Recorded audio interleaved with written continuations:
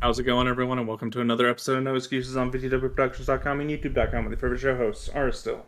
Venurian, and sorry about this, I need to sort out my background noise. Okay. And Wallace Allen, we're here to bring you the latest news and commentary on the video games industry for the week, although I am still coughing up my lungs, and if it's anything like the last time I had a lung infection, it's going to take me about 7 more weeks to go away. So I'm just going to have to put up with it until then and buy a humongous number of cough lozenges. Yeah, there we go. I should not be getting...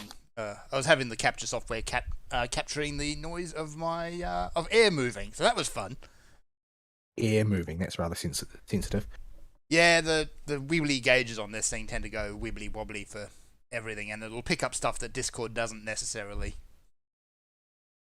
Anyway, we're going to bring you the latest news and commentary on the video games industry for the week that was, although there really wasn't a huge amount. I guess we're in the sort of fatigue phase of the post-announcement season. I wish they would stop having seasons so that we could consistently have content all year, but unfortunately everybody is addicted to this idea that you've got to have all your announcements at once. Yeah, it's basically been people picking apart the announcements from the corpse of E3 and, you know, the continual worsening of the Diablo Immortal situation. Yeah, I have a very vivid image of a bunch of, like, vultures with game channel logos on them, picking at a corpse. But, yeah. if you'd like to get involved with the show, you can do so by sending us email at noexcusesvtw@gmail.com, or you can follow us on the Twitter at noexcusesvtw, or you can join us in the Discord server, which you can get to by clicking on the link provided in the description underneath the show archive on YouTube. Yes. So, on the stream today, Ari and I have decided we hate ourselves. We're doing Pagos. I'm just kind Why of here would you do and this? just not going to be really paying attention. I thought that you had completely absolved yourself of the need to be in Pagos. Yeah, this is the worst zone. Yeah. Period. End. It's not even close. On the plus side, But, I do have some story to go through, so at least there's something here. There's So- no way to buy your way through with a gill. Now, Yeah, because I can't watch Fern stream at the same time we're playing, the easiest way for me to see what the heck he's talking about is just to be here. And plus, I can glow on people. also that, you got your very, very shiny end of Eureka armor. Yep, I made it pink. Yeah, because of course. Boop. I actually honestly forget what half the story of Animos was because it's kind of a drag to do that. Don't Like, worry, it's it all doesn't end. about the original students of Baldesion and all of that, and Kryle's whole deal. But Yeah, if you really want to read into it, it can have some implications on the lore and Krau's backstory. Go get it off the wiki. yeah, You do not need to see it happen here. yeah. But she refers to it as though you were there. Well, you were. You just weren't paying attention. Yeah. I won't spoil it for the sake of you're actively doing the content, so you'll probably see it. But, yeah, it does not end in a way that I liked very much. It ended like a wet noodle. Yeah. Apparently, if you can finish the Balstidian Arsenal, you get another cutscene that properly resolves it. I'm not doing that much Eureka. Baldesian Arsenal is like the single hardest content they released in Stormblood, taking Yeah. all factors into account. I believe it still Yeah. stands as some of the hardest content. Well, they've got it down to a science and a well-oiled machine now, but that doesn't change the fact. You thought the grind to get your weapon and the story done was bad. Holy balls, the grind to get yourself ready for Baldesian Arsenal. To be fair, there is a seriously sweet mount in there. Yeah, and you can get carried through it, but the Discord has to be feeling in a particularly charitable mood that day. Yeah. I'm not sure I'm going to go that far unless I can get a group of friends together to go and do it. You're not, and you need 48 friends. Yeah. Yeah, that is a 48-man raid. Yeah. Or is it That's a 24-man raid? I That's forget. a lot of pebble. Yeah. I am not doing that because the preparation for it is nuts. Mm-hmm.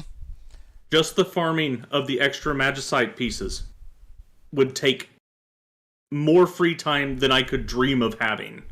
Because you would have to be out here killing the NMs that drop those pieces every single hour they're available. I presume And that you they have might. a system like Pinecone clan battles. basically, there are NMs that drop the things you need for the Magicite. And those, you need to get 4 pieces in Pyros and in Hydatos. And you can buy them off the auction house, if you've got 20 plus million gil apiece. Well, if you're running Arsenal on the regular, maybe you do. Yeah, you do get a lot of stuff that sells for a lot from there. But to get there, you need this stuff to begin with. So this is a buy-in cost. So you're buying into the Arsenal with that stuff. And then you need to get those 5 pieces, turn them all in to get your 2 extra Magicite pieces so you can go full offense and have some defense against the elements you're going to be taking damage from. And then you need to, in Pagos, where we're at right now, there are 2 bosses that drop items that have haste on them. It is preferred you have both, but it's okay if you only have one. These sell for also 20 plus million apiece on the auction house. And then we need to look for something about level 23 to grind. Well, let's see if we can get over... Oh, no, never mind. Rabbit Hole's already going.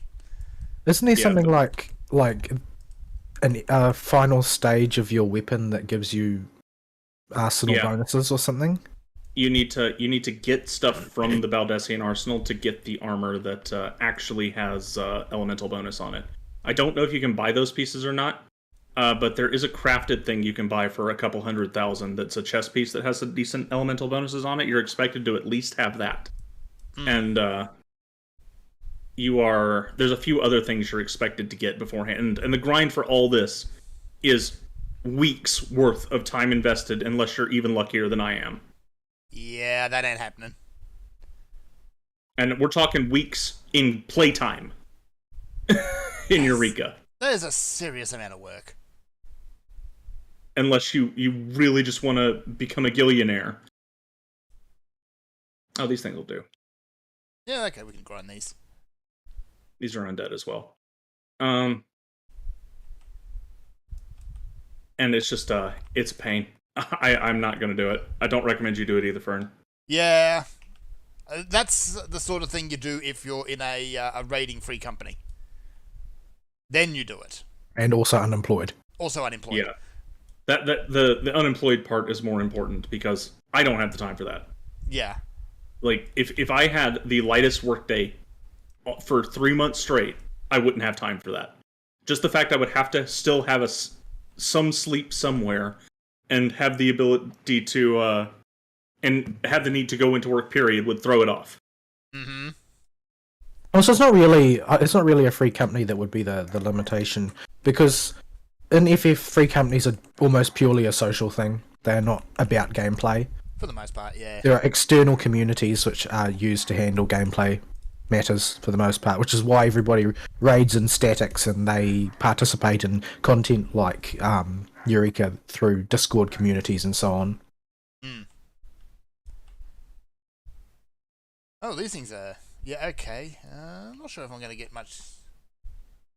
Am I getting much experience for these things? No, I'm not. I'm not getting any experience for these things. Okay. So we went over your cap. Too far. So 24. 24 is probably closer.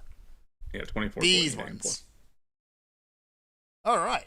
I guess we'll jump into weeks. And this week I picked up a new game to play. Again. And this was the Great Ace Attorney Chronicles. The prequel series to the Phoenix Wright games. Oh, that one. Mm. I was still under the impression those weren't localized for some reason. But when were these ones released? A while ago now, about 6 months ago. Well, I mean, like, relative to the others, are these the newest ones? Yes. So, these games take place at... probably the closing days of the 1900s. No, they don't exactly say when exactly. So... Taisho? Yeah, I'd say mid to late Taisho. Because, yeah, Japan's been open up for a couple of decades now. They're slowly coming to terms with having things like electricity. And they're working on deepening diplomatic relations with the British Empire at that point. Oh yeah, stuff mutates now, Fern, by the way. Oh, yeah. And they also gain a level when they do that, which means I don't get experience for that. The mutation bonus should make up for it. maybe. So yeah, that's when it's set. So naturally, you've got the very colourful character of Herlock Sholmes running around. Yes, that's how lazy they got with his naming. And his ever diligent assistant, Wilson. And his stash of fine white powder. It's multiple coloured powder. Oh, I see. So Branching got up, are we? I'm jumping Rainbow ahead. crack now. Yeah, I'm jumping a bit ahead though, because Herlock doesn't show up until the second case. I'll only talk about the first 3 cases. I still haven't finished the game. I'm on to the final case, where who I suspect is supposed to be the Moriarty XP has turned up, who's just as much of a fruitcake. So there's that. Anywho, so your protagonist is the ancestor for Phoenix Wright, Ryunosuke Naruhodo, who is basically, in a lot of ways, he's still Phoenix Wright. He's shares a lot of personality traits. In anime, genes are very, very strong. Yeah. Yeah, the apple did not fall far from that tree. He's a bit more organised, I suppose, than Wright. But he's also... He actually kind of just falls into lawyering. Well, actually, more the point, he's kind of pushed into lawyering, because the first case, the defendant is Naruhodo himself. So he is actually defending himself in the first case, which takes place in Japan. So, what happens is we've got a few mechanics that have returned. They've brought back the multiple witnesses from Layton versus Wright, which I really like. You don't use testimony as evidence in this case, but you do still play witnesses against each other. In terms of finding the way to progress the story. So that's a good mechanic. Did they drop that for a previous game before coming back to it or something? But I'm trying to work out what it is that you're actually saying happened here. I'm trying to remember if Layton vs. Wright came before or after the last... was it the Trials and not Trials and Tribulations? The last game of the second trilogy. I forget what it's called now. Right, let's see. Still Destinies? The one with Monocriol is the final bad guy.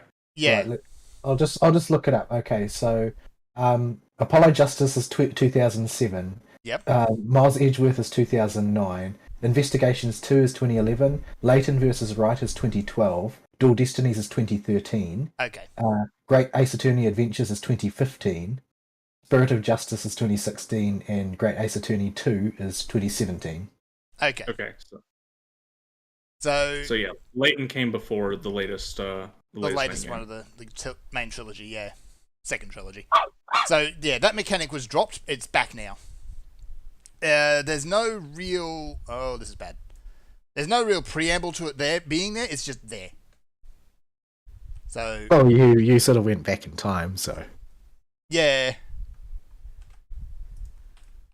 Incidentally, yeah, I think Layton versus Wright was kind of wonky in its time framing as well, because Layton and his crew come from 19th Victorian London, roughly. You know, when they remember. Really? Well, I'm not Sometimes. even sure, because the only one that I played was the time travel one. Yeah, that doesn't help. Happy bunnies! I don't know what bunnies do. You click the carrot, and he'll tell you a direction to go, and you play hot or cold with him, and you find a treasure chest. I see. Mine is far, far north, where all the super high level stuff is. Do I get a carrot? You have a bunny following you. Yeah, I've should got a be in your bunny, key okay. items. Oh yeah, bunny. Your bunny can die, by the way, if it gets hit by anything. I'm only kind of half Oh, blind here. Here we go. Bunny. Far to the north. Alright, I think mine's probably in the same place yours is. Oh, they got Luigi to pop. Alright. So, yeah, that's... The first case brings that mechanic in. Beyond that, it's plays out fairly standardly to a regular Phoenix Wright case. You present your evidence, you move the story along. The second case is where things start to get a little bit more interesting because there is no court case in it whatsoever. It revolves... Odd. Yeah. it revolves around one of the new mechanics, which is the dance of deduction. Essentially, you've got Sherlock who comes in, and Herlock, who is not German, as is the joke. He comes in and he makes a deduction based on various things. This is after he's finished hanging off the coat hooks and things like that. He's a strange person. But yes, he's... Toggle walk, Burn. Yeah, okay. I forgot what my toggle walk button was. Too late. I'm gonna die. Because I'm only half paying attention. This was a bad idea, wasn't it? Yeah, it was. Yeah. If you got far forward north, might have been better to just let the rabbit die. Let the bunny die. The bunny, I think, just died anyway. God, let the bunny die. I'll come rescue. Yeah. So anyway, I just got up. It's fine. I didn't lose that much. Okay. So yeah, the whole point is Sholmes will make 2 observations, and then he'll kind of deduce various things from there as to like what's going on. Which is he good at deducing things or not? Yes, and also no. Oh, that's helpful. He's essentially, what you need to do is kind of aim him in the right direction. Like, he'll follow someone's gaze. If he'll mention something like there's you're trying to hide something, and someone will gaze in a different direction, and he'll pick up on the first thing he spots over there. Which, when you need to, when it comes your turn, you can kind of move the camera around to see the thing that they're actually looking at, and point that out to him. And in some cases, that will make the deduction go in a completely new direction. Sometimes for the better, sometimes for the worse. There is a catch that you do need to thoroughly examine objects before you present them. Like, one of the first ones is there's an item being hidden in a waste paper basket. And when I went through it the first time, I knew, okay, yeah, she's looking at the waste paper basket, so I clicked on that just straight away. And no, that doesn't work. You've got to examine it first, then you can present it. It's a mechanic that's been used in previous Phoenix Wright games, but it happens quite a lot in this, where an item's description will change after you inspect it closely. And a lot of times the case is reliant on these. So there's at least one every case. Whereas in previous games it's been like there's been one every game, basically. So that's a fun mechanic. These are all, of course, accompanied by, very flashy cuts of characters spinning around, pointing at things, and turning spotlights on and off. In dramatic fashion. Incredibly dramatic fashion. So, yeah, those are actually a lot of fun to deal with. Especially when Sholmes goes off into the weeds and, yeah, you can start seeing the other character get more and more confused about what's going on. That's another thing, actually, is they've made the characters very expressive in this time around. Now that they've got a bit more grunt to play with than the 3DS. What'd this release on? The Switch. Okay. The Switch, yes. So you'll have characters moving around in the background while people in the foreground are talking. You'll have characters actually, interact with each other physically. More than once. At the very least, they'll turn and talk to each other when they're not talking directly to Naruto. Instead of staring glassy-eyed at you while they're talking to each other. You mean we've evolved a little bit past VN smash cuts? Yes. They can rotate the model. Zoggums. Yeah. Alright, let's not play with bunnies. I'm just going to follow you and kill stuff while I half-brain this. Yeah, just follow the glowy. Follow the shiny dog. So yeah, they've got a lot of life in these characters, which is very good. They've still got a ways to go. Like sometimes they'll just have a character hanging out in the background and they're just perfectly stock still until they move, in which case they fade out of existence and then pop up in front where they normally are. So they still don't have characters walking back and forth and things like that, but it's a visual novel. What do you expect? Yeah, I don't know. I don't think that it would add enough to justify the amount of extra debugging that would require. Yeah. There's only one time that really happens is in the final case where a character turns and actually runs away, runs to a desk, then runs back. He does it to put a gun to his own temple for silly reasons, but yeah. He still kind of briefly pops out of existence, pops back in, pops out again, back in again. But yeah. So yeah. So case 2 is all about the dance of deduction. You do that. Case 3, they introduce the final new mechanic, which is the jurist system, the jury. Essentially what this is more or less is just a new storytelling mechanic where you've got to convince not only the judge but the jury as well. But every now and again, and it'll usually happen very early on in the case for the first time, is the jury will come to a unanimous guilty verdict. They'll turn all their flags red, they'll fire little flames up into the scales of justice and basically say, yeah, it's all done, even if the judge hasn't made up his mind at that point. What you need to do then is interview each of the jurors. I forget what they actually call it. It's got some wonky name to it. Were you followed after you left the courthouse by MSNBC? Yes, but no, not quite. Because they're always following people who leave courthouses. It's kind of what they do. Doesn't matter if you're only there to get something signed. They'll follow you. No, what you need to do is... each of your jurists will give their reasoning as to why they've cast the guilty verdict. Don't like his face. In some cases, that's all it is I don't like his face. And you need to find two decisions or two reasonings that contradict each other and then pit those jurists against each other. Usually getting them to argue and eventually they'll change their minds. There's often a chance in there to present further evidence as well. So once you do 2 of these, or you get 4 of the 6 jurors to flip their vote, then it's back to the regular gameplay loop. Which is a neat little mechanic, but sometimes you just want to reach through the screen and slap one of these jurors because you're not taking your job seriously. Just because he's got a weird-looking face and a suspicious mustache doesn't make him a bad guy. Yeah, they're probably still better than real-world jurors. Yeah.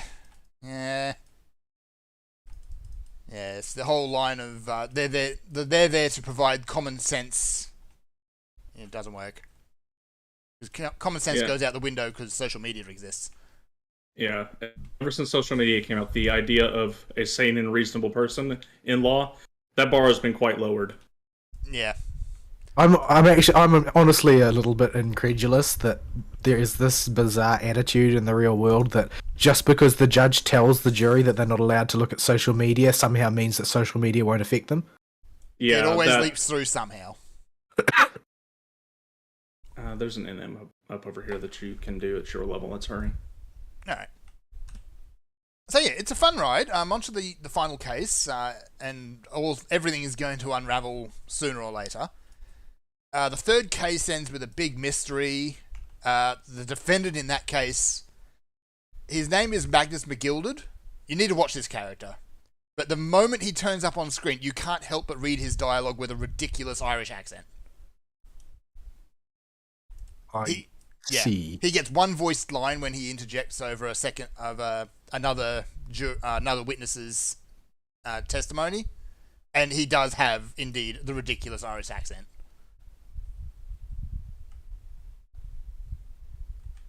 Harry, come back. You ran away. Oh, did you not de-aggro the mobs before you? Before I tried to click the Aetheryte, yeah. Why would you do this, Fern? Because there's a shiny thing that needs clicking. Just because you're bad at clicking shinies. I've already clicked the shiny. So yeah, it's a very good game. There should be a sequel coming up for it soon-ish, but yeah, I don't think there's been anything official announced yet. The localizations for that particular series have been stupidly slow.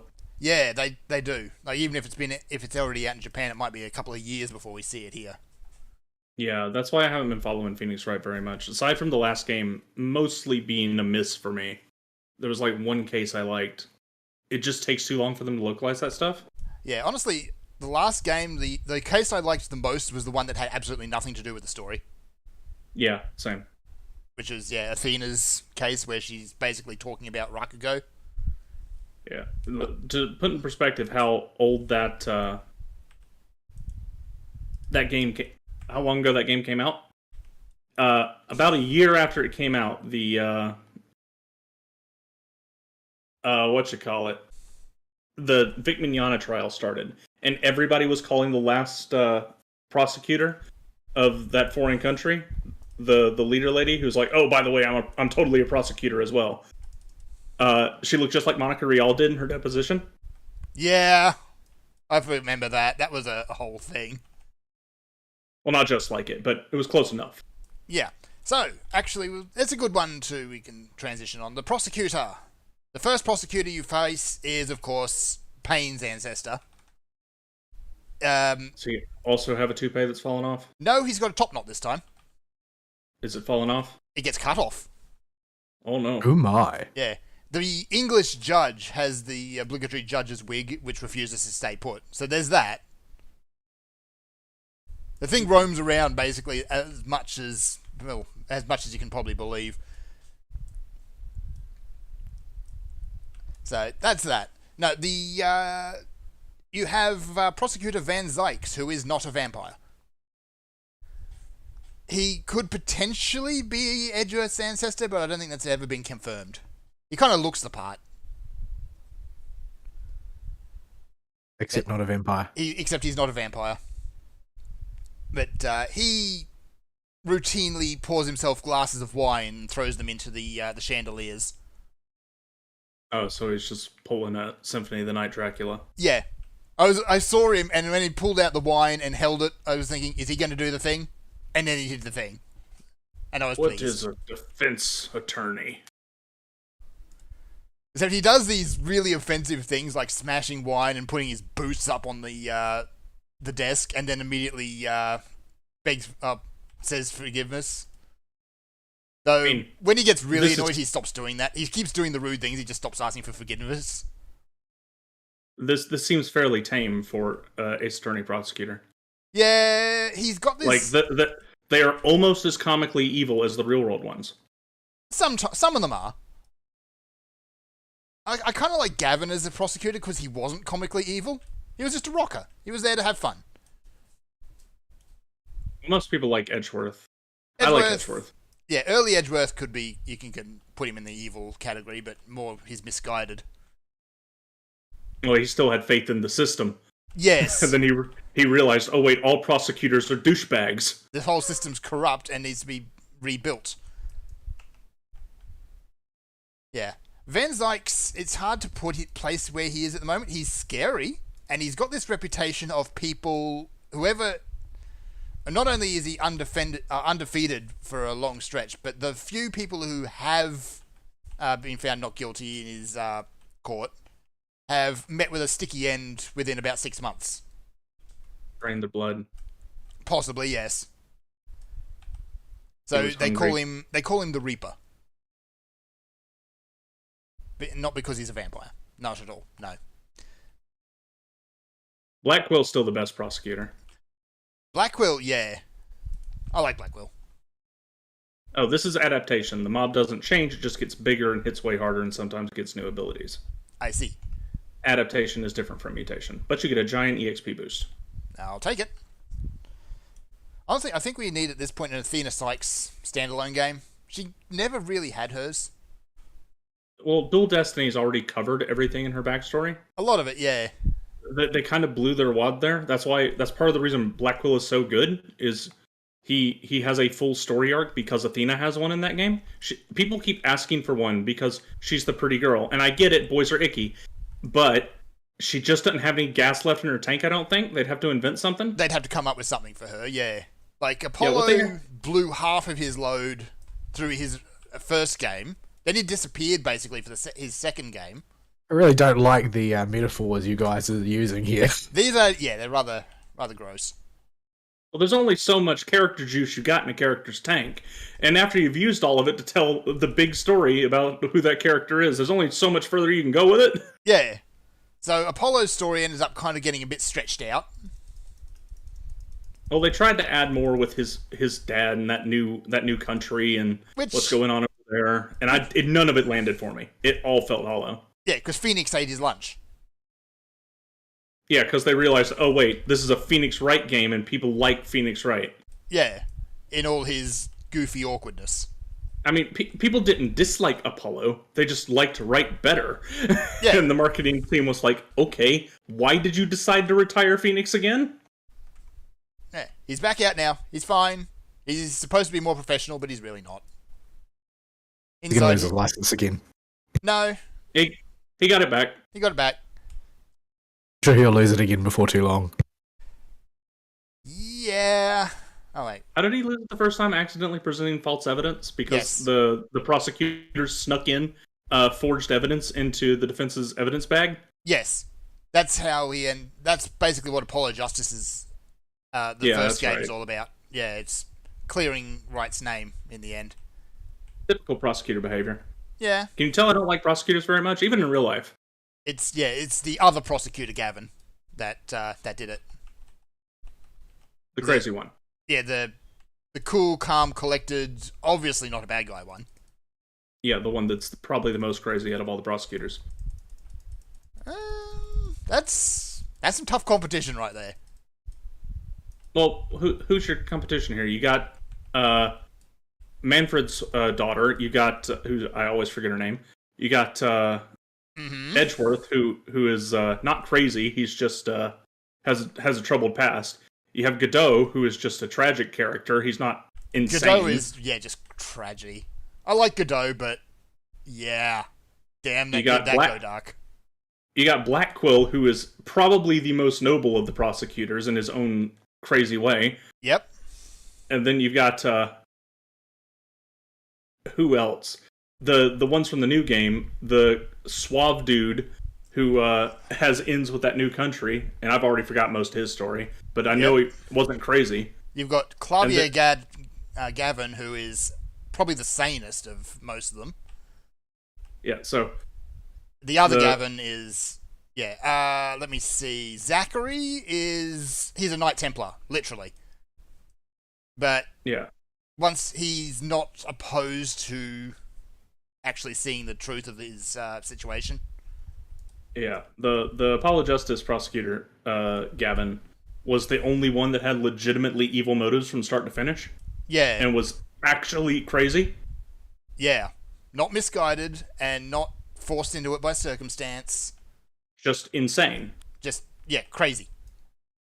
He was just a right out and out bastard. Yeah.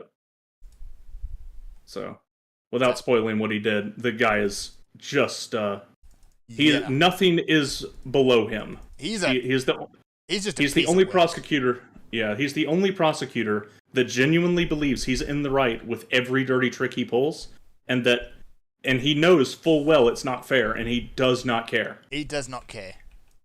Well, actually, like Edgeworth will change the autopsy report, and that's about as far as he'll go. Yeah. The only other one who comes close is probably Von Karma Sr.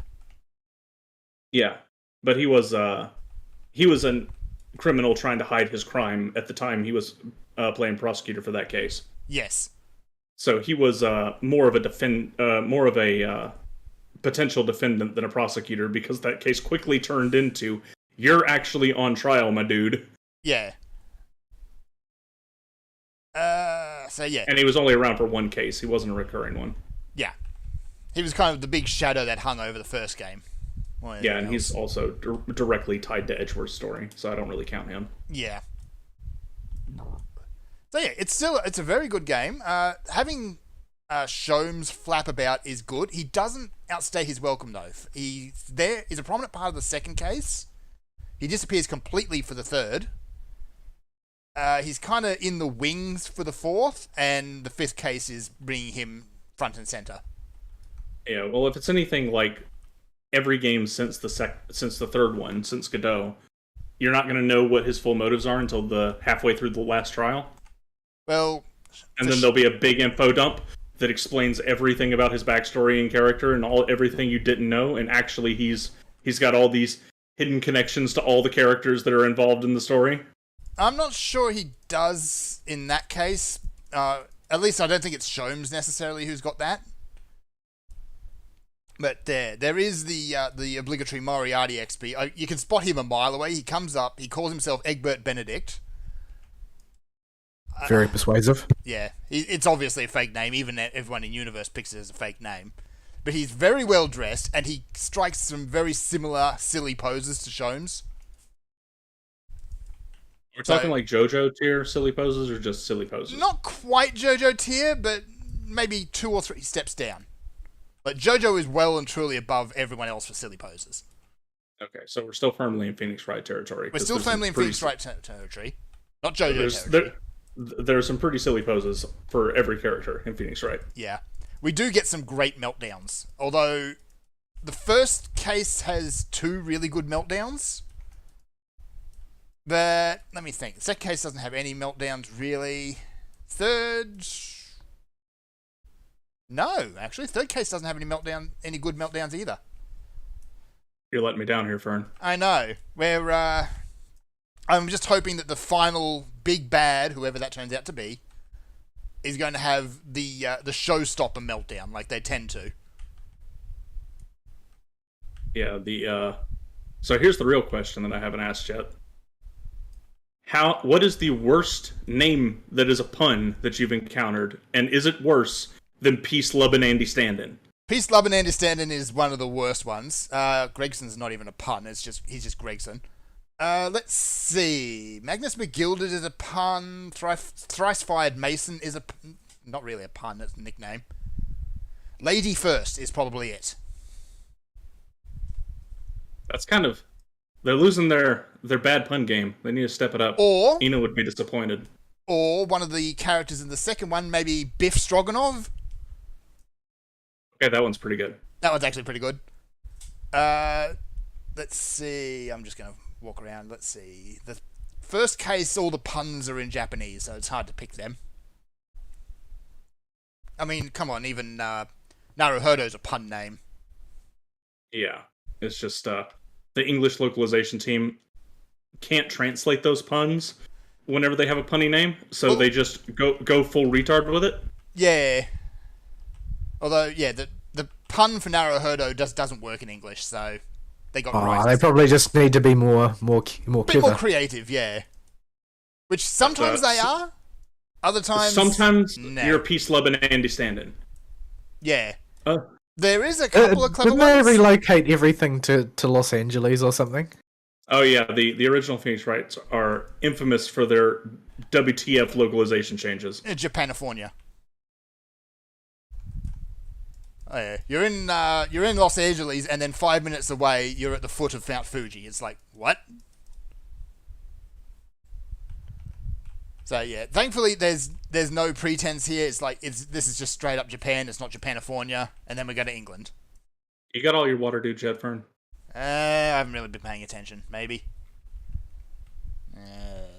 Challenge log. Let's see. Eureka. Apparently no. Ice or lightning, fire, earth, wind and water. I haven't been getting credit for any of them. That's weird. That is odd. Yeah. So yeah. Maybe you actually have to hit them in order to get credit. Yeah. As far as bad puns, I'm not going to count Egbert Benedict because the name is obviously fake. It's a name he made up on the spot. Look at all the bots. Beep boop. Yeah, okay, we're botting here pretty hard now. Yeah, this is what I was talking about last week with the bots. Yeah. Like, and every single one of them is making the zone worse. Ugh. So let's find something that you can fight. I think it's only got to be one level above. No, it's not that. It's that you're not hitting them. So set yourself to offensive for these moles and whack them, and I'll just whack the moles. Yes. Yeah. So yeah, it's a good game. I recommend it. It's, as far as Phoenix Wright games go, where to put it? It's better than Dual Destinies. I think I preferred Wright vs. Layton better because it had a better mystery. This one kind of doesn't. It does introduce a mystery at the end of the third case, but it's like, yeah, okay. Like, it's a mystery, there's no clues, and it doesn't have any direct impact on the story probably until the fifth case. So it's like, yeah, okay. So yeah, it's kind of in between the two. And that is basically my week. Next week, we're going to have Monster Hunter to talk about, though. Is that already? It's coming out on... Let me check my calendar. Thursday. God damn it. Yeah, that I may be a few days behind y'all, so y'all will have Ha! time to get a head start. Ha! Yeah. I'm debating if I... You know who you're might talking be. to? We might, have never had a head start that meant anything on you before. Ever. It's never happened. Well, I might be out of town, so. It's a Switch Well, I guess game. it is on. I'm about to say, I guess it is on the Switch. That Yeah, so I don't know what you're talking about. You can take it with you, yeah. Yeah, I'm debating what weapon I want to play for it, though. Like, I did Rise with the Switch Axe. And I've got a bit of Hunting Horn in there as well. Maybe I should try something I just haven't before. I have a borderline religious devotion to the Great Sword. It is the Solus of weapons. Oh, here come the bots. Beep boop. All of them riding chocobos. Yeah. Did you get credit for those, Fern? Am I even getting experience for some? Oh, I'm getting experience for these, yeah. Challenge log. Presume the trick Sunbreak is to buy digitally, so there's not any real good reason to pre-order. Might be being in a group with me at too high level. Yeah, that might be it. Yep. So, experience will work for now, then. So, yeah. If you haven't already, now's probably the best time to pre-order Sunbreak. Monster Hunter is probably one of the only game franchises I feel comfortable pre-ordering anymore. So I feel comfortable pre-ordering it, but there's a part of me that's like, I don't like pre-ordering, not just because of the the hazards associated with pre-ordering, but I don't like sending the message that I approve of it. Yeah.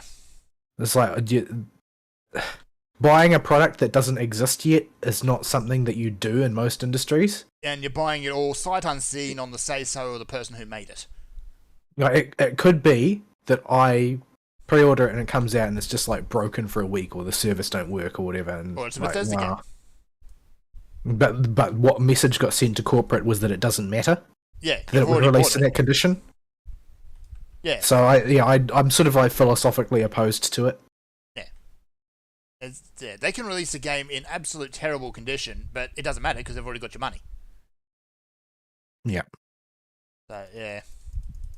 Anyway, what have you been up to this week, Paul? I'm opening another cough. Wait, hold on. Because I have to talk. I need my throat to stabilise at least a little. Right. I haven't done all that much this week. We're recovering from the shock of having most of the staff off with some form of coof. And a lot of the staff still there, like me, at least like 3 or 4 of us are still sick. We're just on site. But yeah, so it's been quite busy. However, it was not too much stress at work this week, because this week was the inaugural year of the addition of Matariki to the calendar as a public holiday, which is easiest way to summarize it would be Maori New Year. Okay. And because the Maori are an idiotic civilization, their New Year is in the middle of winter, based on a nighttime astronomical event. So, Matariki is the first rising of Polaris, I believe. The problem is that this is New Zealand, and it's the winter, and you can't see Polaris because the clouds never clear in winter. So, historically, Matariki was a multiple-day festival because they would basically declare New Year whenever they got the opportunity to spot Polaris. It honestly sounds like it was just an excuse to party for a week. Could be. Hard to say. Can't blame them if that's the case.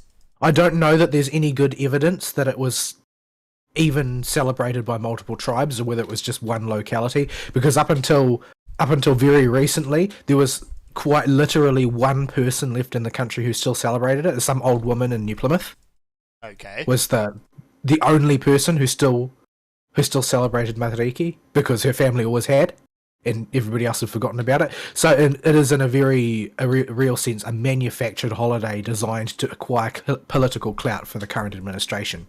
Oh, so it's your Juneteenth. Yeah, it's basically like our Juneteenth. December week. Except that in this country, slavery was only abolished by killing all the people who were slavers. So it wasn't as tidy as Juneteenth. No. We didn't have any legislation because all the slavery was illegal anyway, and it wasn't so much slavery as cattle farming human beings. Yes, nobody ever actually forgets that the Maori were a cannibal culture. It's just everybody pretends to have forgotten. But yeah, so this has singularly backfired on the current administration because of the economic turmoil the entire Western world has managed to get itself embroiled in. And they have told all the small businesses that didn't get ruined by the government's COVID interventions to that they now have to pay time and a half to all their staff during the dark months of the year. Yeah, that would go over like a brick to the face. Yeah, this has been a singularly backfiring attempt to curry political favour on the part of our current administration. However, as far as we're concerned, we do get time and a half and a day in lieu, meaning that I now have 48 days paid leave that I can't use. Yeah. So, at least what that meant was that it was a relatively slow week and I didn't end up exhausted. However, FGO attempted to exhaust me by deciding that they were going to run the main interlude campaign for Seraph. So, it's only a short one. It was like 6 days, 7 days, something like that, to clear the entire storyline of Seraph. And I didn't have that sort of free time, to be quite honest. It's a very long story, and I have a sort of a monomaniacal compulsion to go through the story proper each time I do an event. Like, I can't skip things. Like, it's a psychological compulsion. Like, I'm the sort of person who quite literally, unironically, reads all the texts and listens to all the voice acting every time I do Praetorium. I can't not. I know most people will look away at their other monitor and watch something on YouTube or whatever. I read every word. I can't help myself. My mother said I was like that since the first time I learned to read anything back when I was like 2 or 3 years old. And from then on, I would just compulsively read anything written down. Yep. So, yeah, I have difficulty skipping the story, meaning I went through the entire story of Seraph. Just this afternoon, I finished putting that miserable thought in her place, Kiara Sishoin. Got rid of her again, and her, quote, heaven's hole, unquote. Which is exactly as filthy as it sounds, because it's meant to sound filthy because she's filthy. Oh, horrid individual. Yeah, so it was a bit of a rush job, but I got through there. I did all of the primary story. All of the challenge quests are left, but the challenge quests for Seraph are an absolute freaking marathon, so I might just skip them because it'll just be too exhausting to come up with a sequence of 10 different challenge quest teams, clear all of the challenge quests. The finale is actually not that difficult, but all of the ones leading up to it are very time consuming. So, like, the reason the finale is not that difficult is because the meta has moved on so far. Namely, the release of Karma throws a spanner in the works because Karma has a definitive advantage against alter egos, which is not something that existed in the game originally. So, at least the fact that I rolled Karma when the Oku first ran, and the fact that I have a reasonably solidly maxed out Miltrillis and an excessively maxed out Mysterious Hero and X-Alter has basically meant that most of the annoying quests I was able to 2-turn womp relatively easily this time round. Otherwise, this would have been a lost cause because I simply can't do an event this big in 7 days. But yeah, I've got most of that out of the way. But I think Oku's up next. Well, its anniversary is up currently, but Oku's up next, and Oku is a huge event. I don't know how long we'll be given for it. Most normal events, you get given 2 weeks, but Oku's so large it really needs 3. Normally only summer events get 3 weeks, so we'll have to wait and see, because I don't really fancy the idea of trying to push through Oku in 2 weeks. That'll be exhausting. But I do really like the story of Oku, and I like the presentation a lot. It's one of my favourite events they've ever run. Even if I'm not really that enthused about the character of Kamo, who basically comes off like a petulant child as far as I'm concerned, even more so than Kiara Sesshoin did. But generally speaking, I like the way it's presented, and everybody liked Tsubame. Yeah. What else? Oh, right. They announced more characters that have been released with Traum in Japan. Okay. The first slot were Charlemagne, Roland, and Kriemhild. And Kriemhild has actually emerged as one of the best units in the game, like, overall, even though she's a 4-star. And when I say one of the, I mean in competition for being the single most powerful individual there is. Because her toolkit is just so generalist that when it comes to just, I want this thing dead, she just happens to mesh perfectly with the current support meta and have an extremely good kit. The only thing that's weak that she's got her internals, so she can't loop very effectively, but she also has a 50% battery of her own, so a bit of weakness in looping isn't a problem for most purposes. But since then they have announced Zhang Jue, so the leader of the Yellow Turban Rebellion, was released as a 3-star caster. Okay. And Don Quixote, the famous lunatic who thinks that he's a knight. Windmill Slicer. Yeah. Yes, the valiant slayer of giants has been released as a 4-star. And what was the other one? Oh right, Moriarty Lily, I guess you could call him. I'm sorry, what?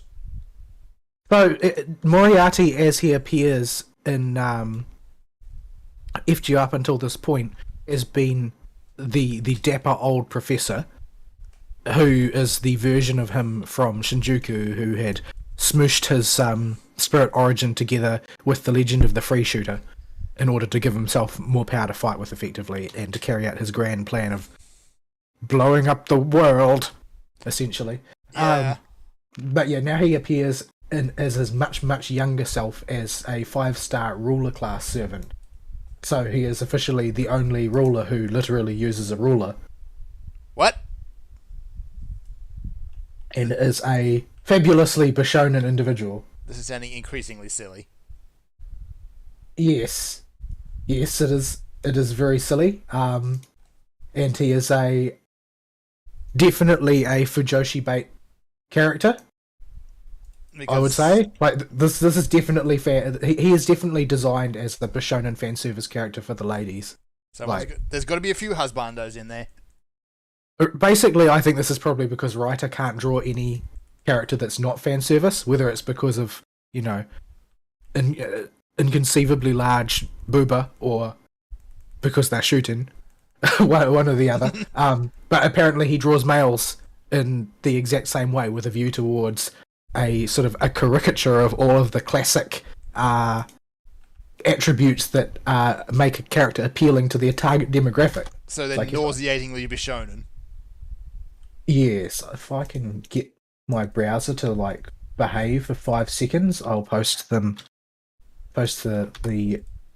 art in the live show chat. That Shuni eye/ mascara he's got going on.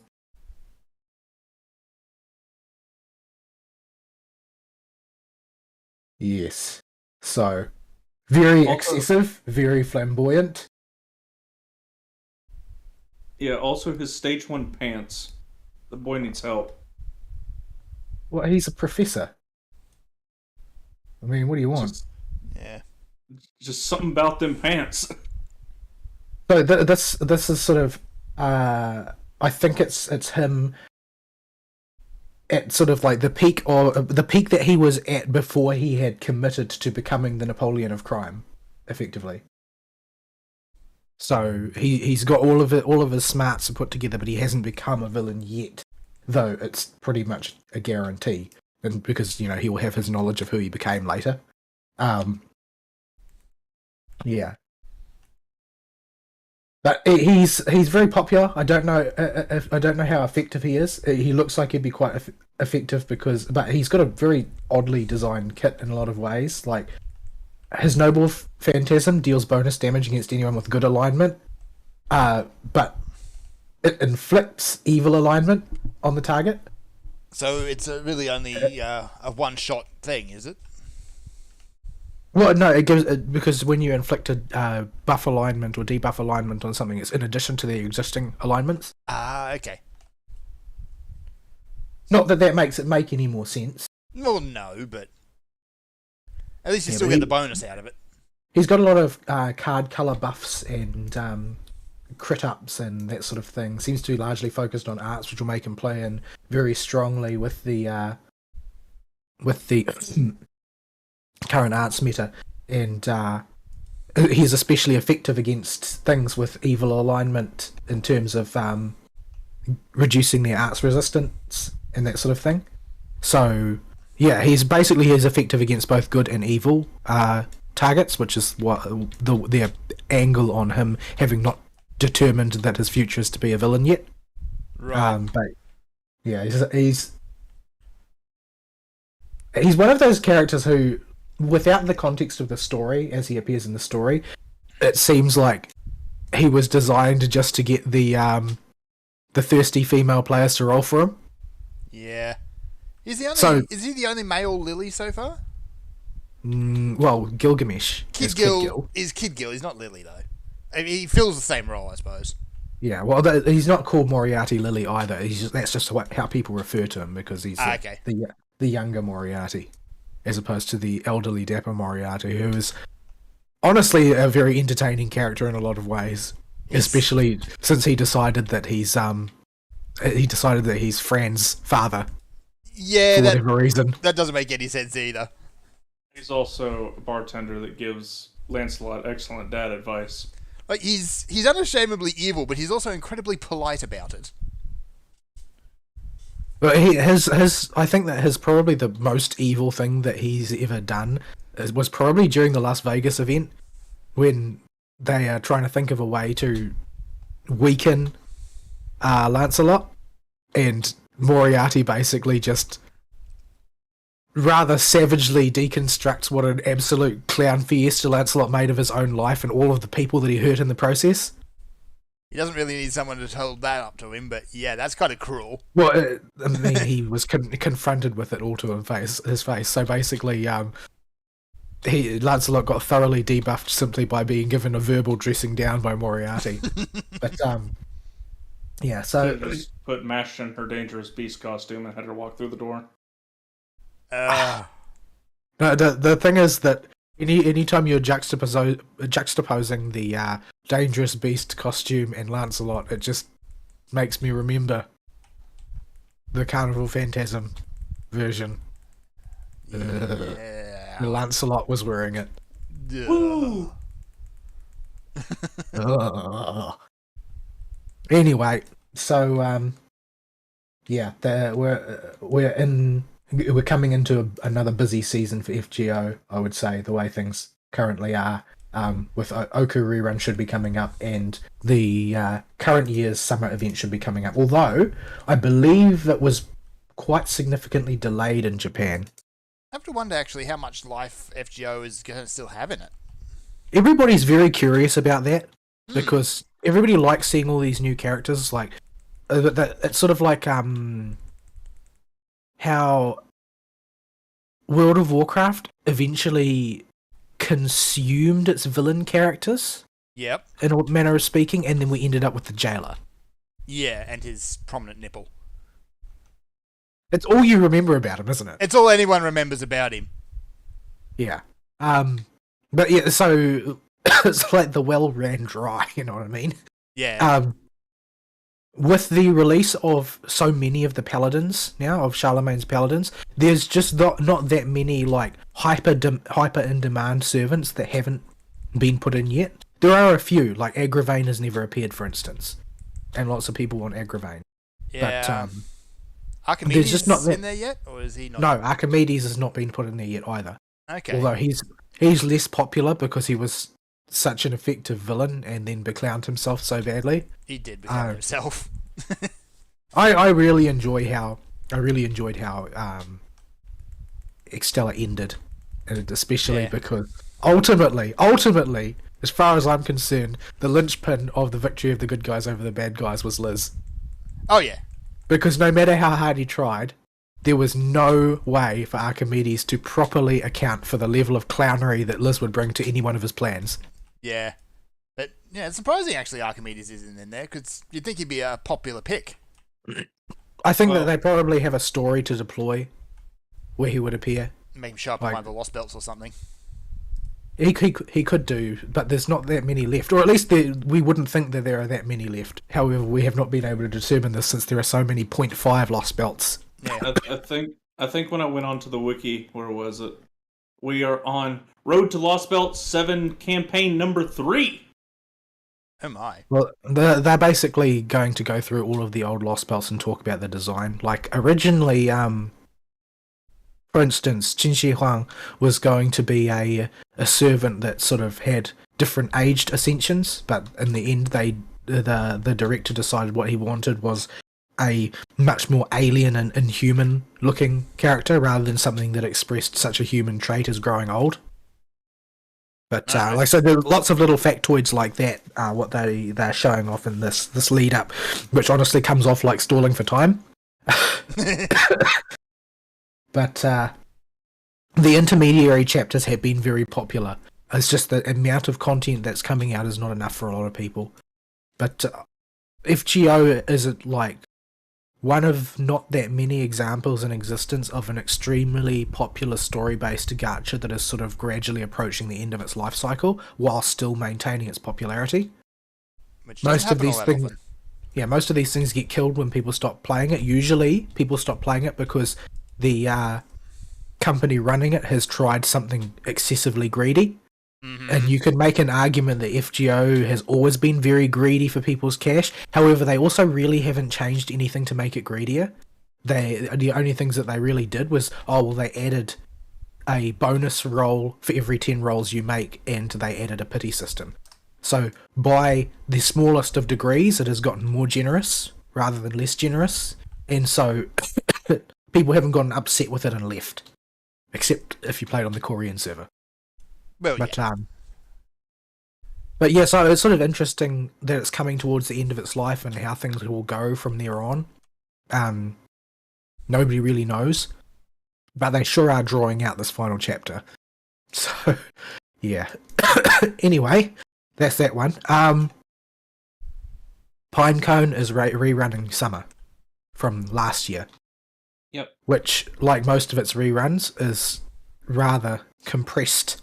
But unlike the rerun before last, and to some extent unlike the last one, its reward boxes are way more generous. Yeah, they're actually cramming in a significant amount of Summer Cocoa shards into that box. And jewels, not least. The rerun of the Little Lyrical event, the first 5 boxes, or whatever it is, the high value boxes, the jewels were only 5s for all of them in that one. But at this point, they are scaling the way they do in the first run of an event. So, yeah, it's a lot more generous than it was. Also, I've gotten to the point where I can technically kill the very hard boss. However, it takes so many attempts that it's not economical for me to do so. So I did it for the clear, and then there's too much variance in it still, because whether or not I can do it in 3 passes depends on the precise percentage value that I finish on, which depends too much on RNG. Because if I have to spend too much time in enrage mode, it will take me 4 attempts, which becomes uneconomical. Yeah. This is the event I started playing on, so I had no shot at the very hard boss last time it was up. This was the first event I did in the game. Right. So I don't know how the very hard boss compares to its previous iteration, but this one has been considerably easier than all the modern very hard bosses that have come up, and even some of the rerun ones. Because the previous reruns, from what I understand, except for maybe the last one, they didn't originally have a very hard boss. Yeah. So I don't know how much they've scaled it up. This one, I think they've kept it quite weak. I get the impression it's much weaker than the others because, unlike the others, it's not constantly one-shotting my characters. And it's not like my level has increased very much. Like, my level has gone up by maybe 5 since the last attempt I made it a very hard. And the last very hard that I did would just kill all of my characters within about 10 seconds. Yeah, this thing, I think the level cap was around 110-ish, 113 when he originally came out. Yeah, so it really does seem like the very hard is for it's like beginner level cap content sort of thing, rather than something that you're doing as you're leveling up.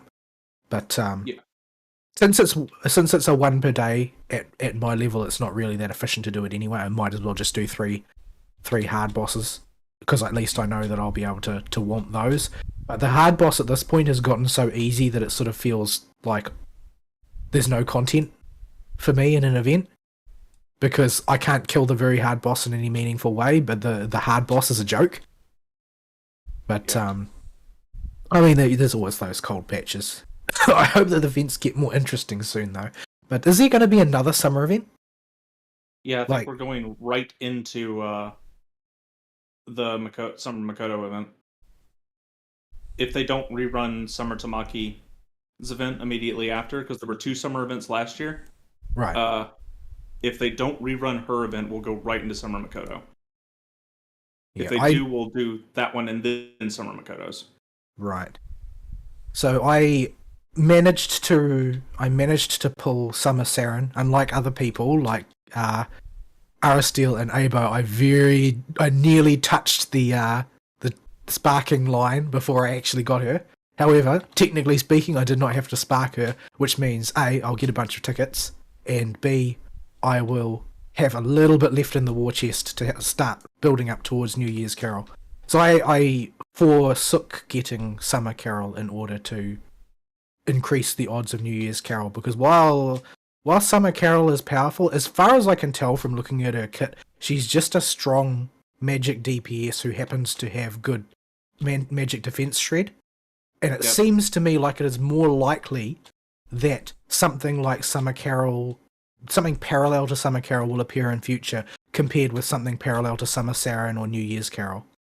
And because of the way you only really need Summer Carol for clan battle, and because of the way clan battles work, if you have all the rest of the caster DPS pieces, it's always hard to figure out what to take as a support if you're going to run your caster team in clan battle. But for you, all you got to do is ask me or Abo to put up our Summer Carols. Right. Because you're not going to have enough. Nobody has enough casters to run 2 caster teams in clan battle right now. Right. Yeah, and I also pulled Maho, who seems like she's a decent support for a caster team. And she's good in PvP, just in general, if you don't know what to fill a slot with, but you need something support-ish that's going to reduce the enemy team's damage if it's a physical team, throw Maho in there. Also, I absolutely love Maho. Like, she's one of my favorite characters by far. Yeah, I like Maho a lot too. Like my two favorites at the moment are Maho and Akino, as far as the characters are concerned. Like, I like Saren, but I feel like I respond to her the way I do to Urish Kagal in FGO. Like, her waifu power is obviously very high, but it feels almost artificially high to me. Like, if you look at all of the characters in Pinecone, all of them are a spaz in one way or another, except Saren. Saren's just like the perfect girl in every way. She has no character flaws whatsoever, and it's sort of feels very unnatural to me anytime she's participating in a story, because she always does the right thing. She's always makes the perfect decision. She very rarely hesitates over anything. The only thing that she ever does is show a bit of pointless anxiety over whether people like her or not, which is, it comes off a little bit like, I'm so beautiful, it's a burden. So Yeah. I while she has extremely high waifu power and is a very pretty anime girl, her personality is just a bit flat, in my opinion, because she's Yeah. too perfect. She literally runs the orphanage of this world. While also being a fabulously wealthy heiress and a genius knight who was lieutenant of the most powerful combat guild in Landasol. Yeah, she is. If the only reason I give her any points is because she's a blonde anime waifu. Yeah, but that's literally the only reason that you would give her points, because the rest of her character can be summarized by saying she's perfect, and so she's just a Mary Sue. And I don't know, maybe I obviously I haven't pulled her. I actually have enough shards of hers to just manufacture her from the shop or whatever. But Yeah, it might be worth doing just so you can get Summer Seren's stats up. yeah, but you know what happens if you do that. I know. I have. Let me see how many I got. I got 300 June shards laying around. Yeah, you know how it goes. Like the second that I forcibly pull Saren is the second that I will pull her on the gacha because she is not limited. So I think if I'm going to do that, I will wait at least until Nineka's banner is over, because doesn't that have the higher pull rates? Yeah, her banner for the first. As soon as it comes up, you will have. No, her entire banner. Never mind. I'm reading the chart wrong. Yeah, her entire banner has double 3-star rates. Yeah, so I will at least go through Nineka's banner, because I definitely intend to spark for Nineka. She seems like a Swiss Army knife of all of the perfect caster support. You don't really you basically seem to be able to fit her into any caster team you can imagine. And considering how weak my caster roster is, she seems like she would help it a lot. Yeah, she's going to fire Akari finally. Akari had a real good run though. Yeah, but you've got to pay so much attention if you use Akari. That's why I stopped using caster teams. Because if you don't watch Akari like a hawk, and, play on slow mode, you're not going to be able to use her properly. Yeah, you gotta slow the game down as soon as Akari almost has her ult up. And you've got to pop it and stop whatever everybody else is doing and do their ultimates immediately in sync. Yeah, it's not the way I want to play the game. Like, if I want to get involved in the strategy of the thing, I've got FGO for that. I don't really want to put too much effort into Pinecone.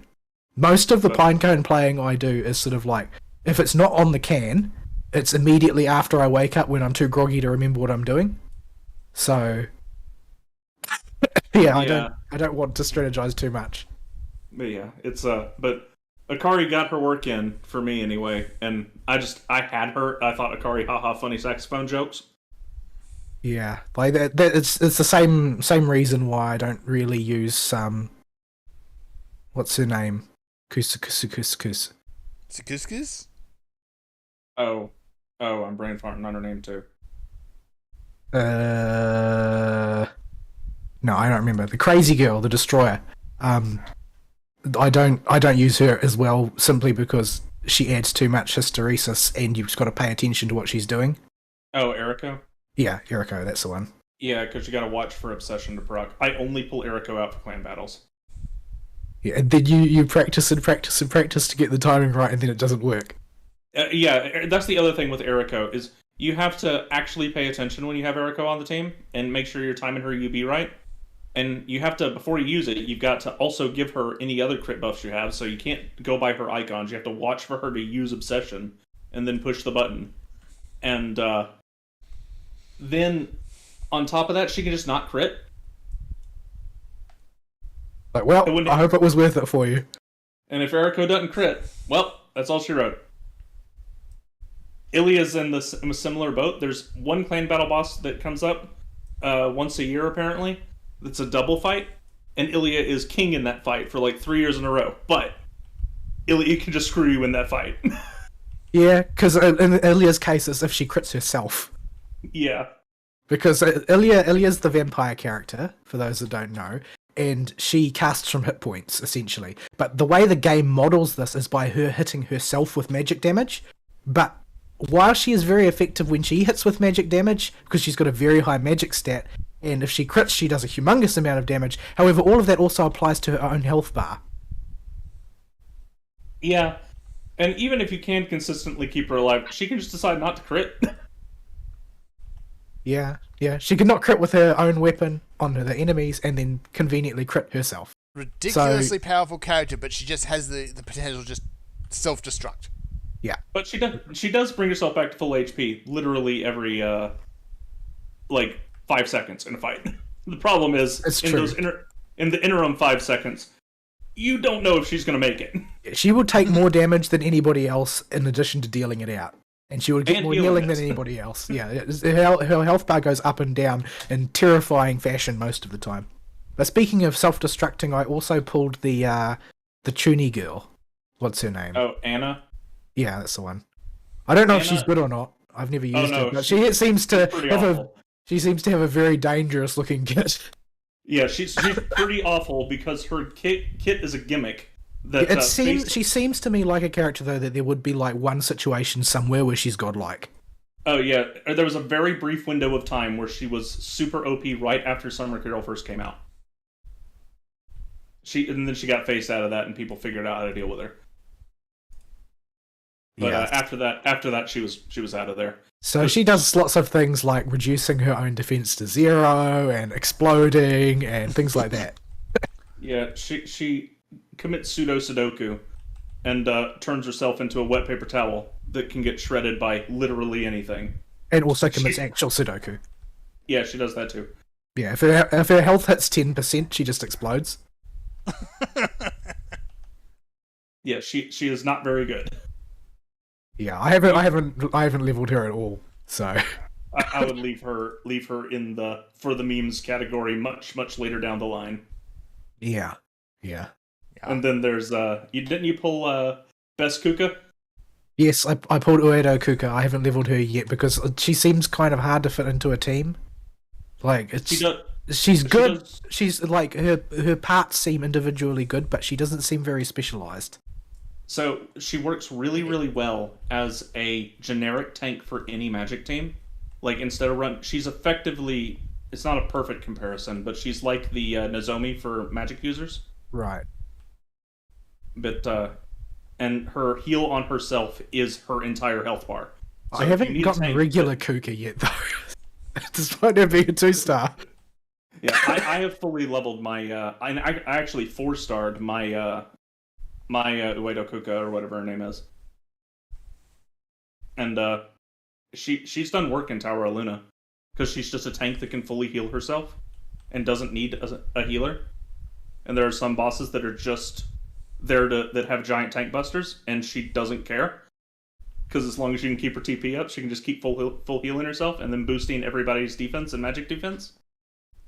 Yeah, well, I might try her out, but like I've mentioned in the past, I've got a extremely large number of tanks.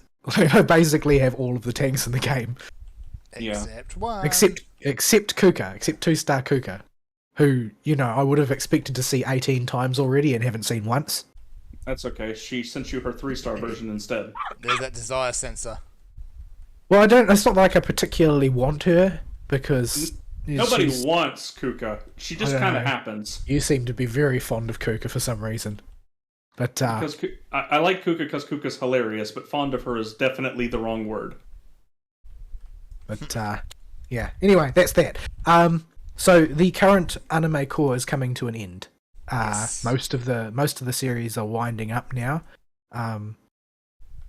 And honestly, most of them have wound up with a bit more of a whimper than a bang. I'm not really that impressed with the way most of them have ended. Like I mentioned before, I really liked the way the shorter season of Ascendance of a Bookworm ended, but most of the others, they ended in what I would call very non-ending ways for the most part. Climax. Yeah. Overall, I liked the Trapped in a Dating Sim one with the guy in the Otome game because his main character attribute is that he's a bad person, and he delights in just sort of behaving poorly towards people whenever he gets a decent excuse to do so. And he just really doesn't want to be there. he really doesn't. He tries to get out of a lot of stuff. Like he was in sort of like the joke grand finale scene after the climax has passed, when the because he in a previous scene he manages to ban the 5 Bishonen leads of the original Otome game from seeing the girl who has tried to take the place of the Otome protagonist by winning a bet. And they decide to challenge him to get their rights to see her back. And he actually fully intends to lose that fight.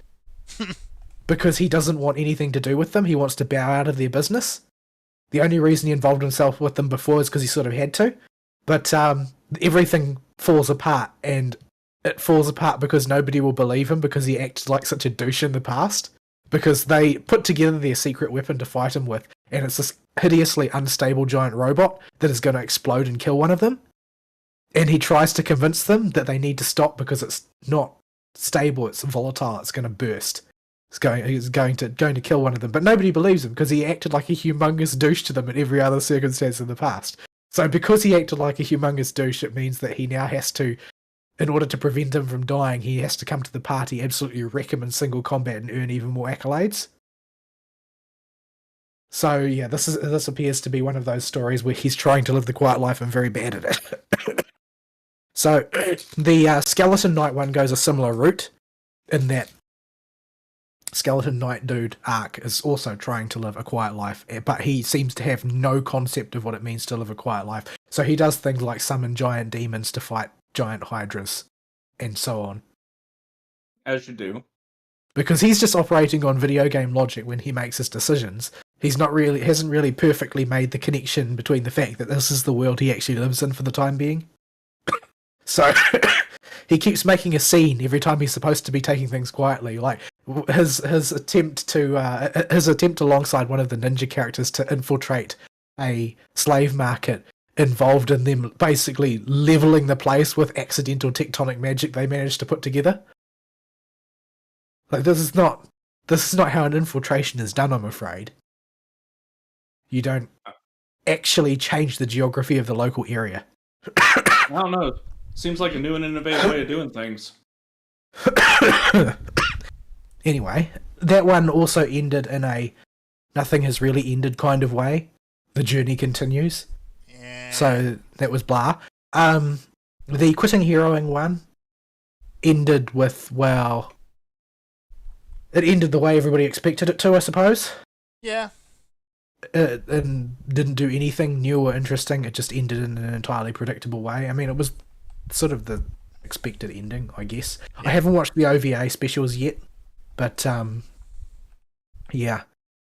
I sort of expected a bit more flirting between the hero and the demon queen, but I honestly think they ran up against time for a lot of stuff in that one.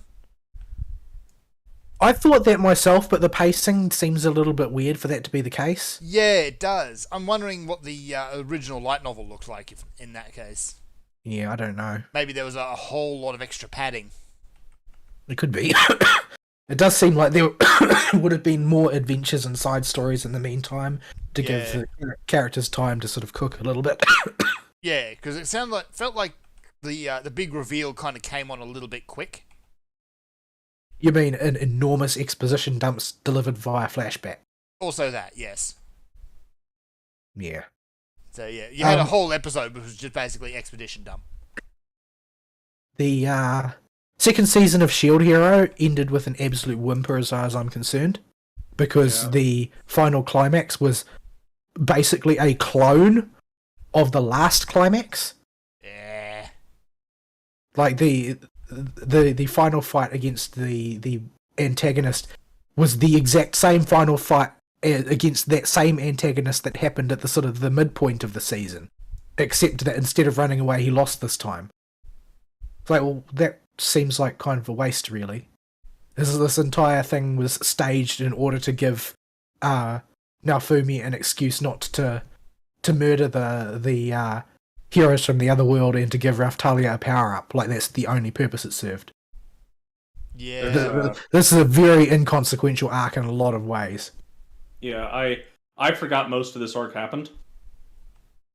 TBH. Because I read the manga ahead actually back when Shield Hero only had one season, and I only got maybe about halfway through the second arc, and it just after the first arc kind of concludes, the whole thing just lost momentum. It gets much better with the arc that's coming up next for a little bit, at least from the light novels.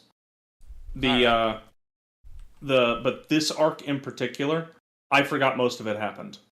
Because I can sort of see that the purpose of this arc was to give a sort of a mechanical alternate path to using the rage shield, but it doesn't seem like a necessary piece of narrative because you could simply use story development to have a mature past using the rage shield. Yeah, I also thought this whole arc was janky even while reading it. Now that I think back on it, because this is where the light novel split from the web novel and had to get its feet under itself as a for the changes it made. Yeah. So that should be seems to resolve itself with the next coming arc, at least, and we finally get to explore what the frick is up with these stupid other heroes and what's going on in their heads. Circus. And why are they just so stupid? Yeah, it's like there should be an upper limit to the amount of it's just a game that you go through, because they've been living in this world an awful long time now. Like the realities of being on the ground, you would think they would hit home at some point. Like most people don't. Most people who don't actually reject reality are relatively quick to adapt to their circumstances and accept them for what they are, because the practicalities of life require you to do so. Yeah. But all of these guys have proceeded for months and months and months of in-universe time just refusing to accept that reality is not just a game. Yeah, some more than others, but yeah, all of them to some degree.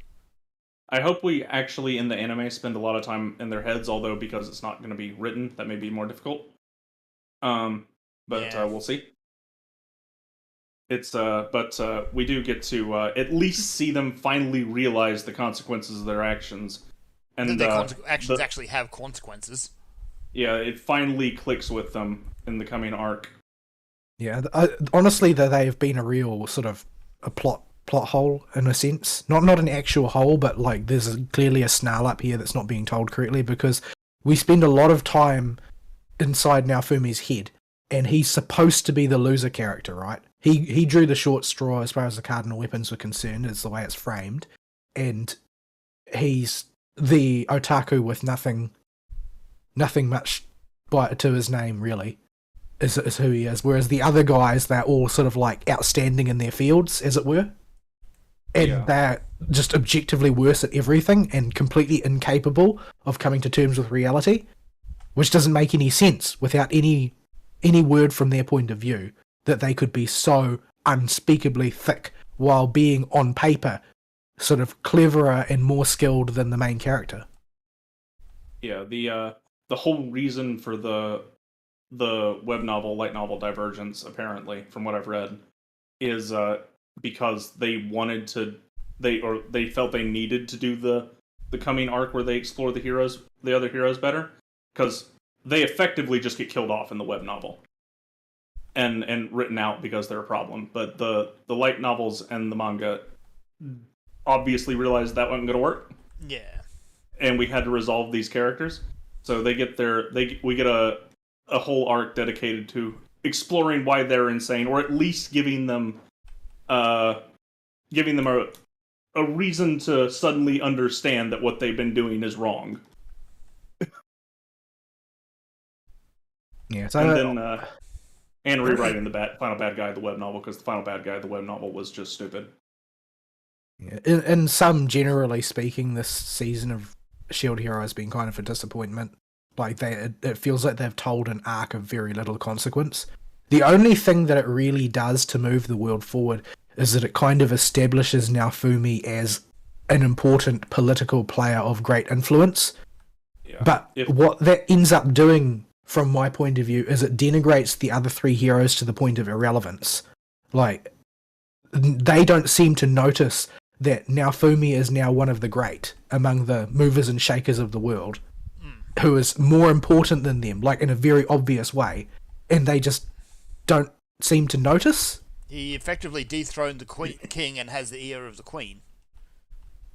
Yeah, There's and a- he's a kind of a lord big in his deal. own right. He's a lord in his own right, commanding his own territory with his own sort of people that he has to care for, his own army and allies. Like, he is a nation. He is not just a person. He commands the power of a nation, and the other heroes don't even notice. Like, just how dumb are they? Yeah, if I did not know what was coming, this season would have turned me off. There's a lot of things, and even just in the anime adaptation, I'm skeptical because there was a lot of stuff animation-wise this season that was just really bad, like the turtle. Yeah, the turtles. Like, the turtle deserves a place in sort of the meme pantheon for bad CG. Yeah, it was. Holy crap, that turtle was bad. It looked fine in the opening. I don't know what What they happened? did. I don't know what they did. If they had just used sort of like moving painted cutouts rather than CG, it would have been better. I think that a little bit of directorial cleverness would have been much more preferable to attempting to solve the problem with CG. Yeah, bad CG, like good CG you don't notice it, but bad CG you do. You could have roughly duct taped South Park cardstock turtle on, and it would have looked better than that. Well, that's what I'm talking about. If they just paint 2D elements and then move them on the computer in the relevant way, and then just use the camera framing such that it's not obvious that's what they are, it would be superior to doing CG. Very significantly superior. I don't know what they were thinking, but the CG tortoise is now going to be sort of a Shield Hero meme, and there's nothing they can do about it. Yeah, and It's not the Exxon way bad, that- I hope. Nothing it's is. no, it's not that bad, but it's pretty awful. It is pretty awful. I don't know why they did that. But yeah, overall, this has been a disappointing season, which has not meaningfully done anything for the characters. Like, you can't really put your finger on any character growth here in any way. It was just a series of power-ups and excuses, ultimately. Yeah, Like, and they introduce the character of the Spirit Tortoise in order to kill her off, to give Naofumi a power-up, and a mechanical excuse not to use the Rage Shield, where character development would have been a superior option. Yeah. So I hope they can pull it out with this coming season. It's a story that has the potential to, but given how they handled this anime season, I'm still approaching it cautiously. Yeah. I'm very wanting for explanations. Like, the motivation to watch season 3 has moved from I want to see the rest of the story to I want the story to give me an excuse for all of the stupid bullcrap that it's done so far. Yeah. Because it just has failed to explain the things that are really wanting for explanation. Yeah, like I said, I totally forgot this arc even happened. Like, The second half in the other world, anyway. if I was writing this arc and I was hell bent on putting this arc in, what you would use it for is you'd be dropping a ton of little hints here and there about the overall structure of the world and why things are the way they are. Yeah. So It's that you are at least wetting people's whistle for explanations later down the line. Yeah, they hinted at it enough, but the purpose of this arc in the light novels is to set up the alternate world as existing as a real place, and to set up the disaster that was the Spirit Tortoise because of the other heroes. Because while I don't know if they explicitly stated it, they explicitly stated it pretty early in the light novel that this was their fault. I don't recall them saying outright that it was their fault. I honestly No, don't I think remember that manga. the implication might have been there, but it was not made very explicit. Yeah, because that's going to be the catalyst for all their character exploration, is how big of a screw up the Spirit Tortoise incident was, and that it's all their fault. Lol. And their attempt to help resolve it was also amusingly poor. The excuse And we had to how- remove this bad CG abomination. Yeah, they got their butts handed to them so badly that every action they took made the situation exponentially worse. Yeah, they didn't really leave anything hanging to suggest that. So Yeah, anyway, the short version is that it was a disappointing season and they need to do better next time. Yeah, and that's basically the long and short of it. I haven't looked at what's coming up because I'm too depressed about the state of anime. It's Isekai, and Isekai. That's it. I looked ahead and at the next season, and it must run out of boy. fuel soon. Like you can only do so many isekais. It must be running out of fuel soon. Gotta be running out of ways to turn people into stuff in another world. Well, why? They always use the good old standby. Truckgun. Well, not ways to transport them. There's only so many situations you can dump people into, and so many things you can turn them into in another world before you just run out of ideas. Yeah. We've got to be hitting critical mass at this point. Although it tends to be that when they've got no ideas, they just make them generic hero fantasy guy. Yeah, but those don't even register on the radar anymore. No, they don't do that. It's like a thing that just happens. Like, oh right, that's a thing. I think that show existed. If you mention the name, I might have seen it in a list somewhere. Yeah, maybe. But like, you can only do in another world as a banana, in another world with my refrigerator, so many times before you just run out of stuff. Yeah, I don't joke about those. I'm sure they actually exist. Yeah. I don't really hold out much hope for next season. Nah. I honestly didn't see anything in there that struck my interest. Maybe the closest would be the guy who comes back from the isekai world and has absolutely no semblance of reality anymore, but that's probably it. There are some that I've like watched previous stuff of. Like, I'll probably watch season 4 of Overlord because they dropped a lot of hints throughout Overlord that there is a larger game at play than simply a power fantasy, and I want to see if they actually go anywhere with it. I think they're doing another season of Classroom of the Elite, which I don't know if I'll watch it or not because the previous one I thought was a little bit cringy. It's a little bit too sort of sophomorically nihilistic in a lot of ways. I didn't really like it, even if I watched the whole season. I didn't dislike it, but I didn't like it either. And I didn't quite have no feelings about it either. It's in sort of an awkward position. I'm not really sure how to process. I can't remember any. I once upon a time I watched the original series of what I am obliged to refer to as Underwater Ray Romano. Oh dear. If you type Underwater Ray Romano in Google, it comes up with these as search. That shows a search result. But they've had several incarnations of it, several extensions on the story have happened over the course of the many years since it originally came out, and there's yet another one coming out, and I doubt I'll watch it because I feel like I need to know deep lore in order to get into that. Yeah. And the first season is a real slog, I have to say. The one that I watched way back when. It's very slow paced. Abo kept trying to get me to read the VNs. He loved the VNs, but that was a while ago, like years plural ago. We might be approaching 5+ years ago. Yeah, so anime's a bit of a lost cause. It might be a season of rewatching old stuff that I'm fond of and indulging in some comfort foods. I have a very large stack of Fate Blu-rays now. Which you watched Babylonia again? I'm in the process of watching it again. The last episode that I watched was it was basically the one where Leonidas and Ushi Wakamaru get to have their showdown with Tiamat. Which is a great scene, a very dramatic scene, very well animated. They blew up most of their budget, I think. Not that bad in the dub either, actually. I haven't watched the dub at all because, to me, all of these characters already have voices because of playing so much FGO with the sound on. Yeah. But I went back and watched the dub, and that scene actually works pretty good. The girl they got to do Ushi actually seems to be having a lot of fun and likes the character. Yeah, Ushi is a very odd character, but I feel like an Ushi done by somebody who likes and understands the character, it would be good in any language, but an Ushi done by somebody who had no particular feelings about the character would be an absolute travesty.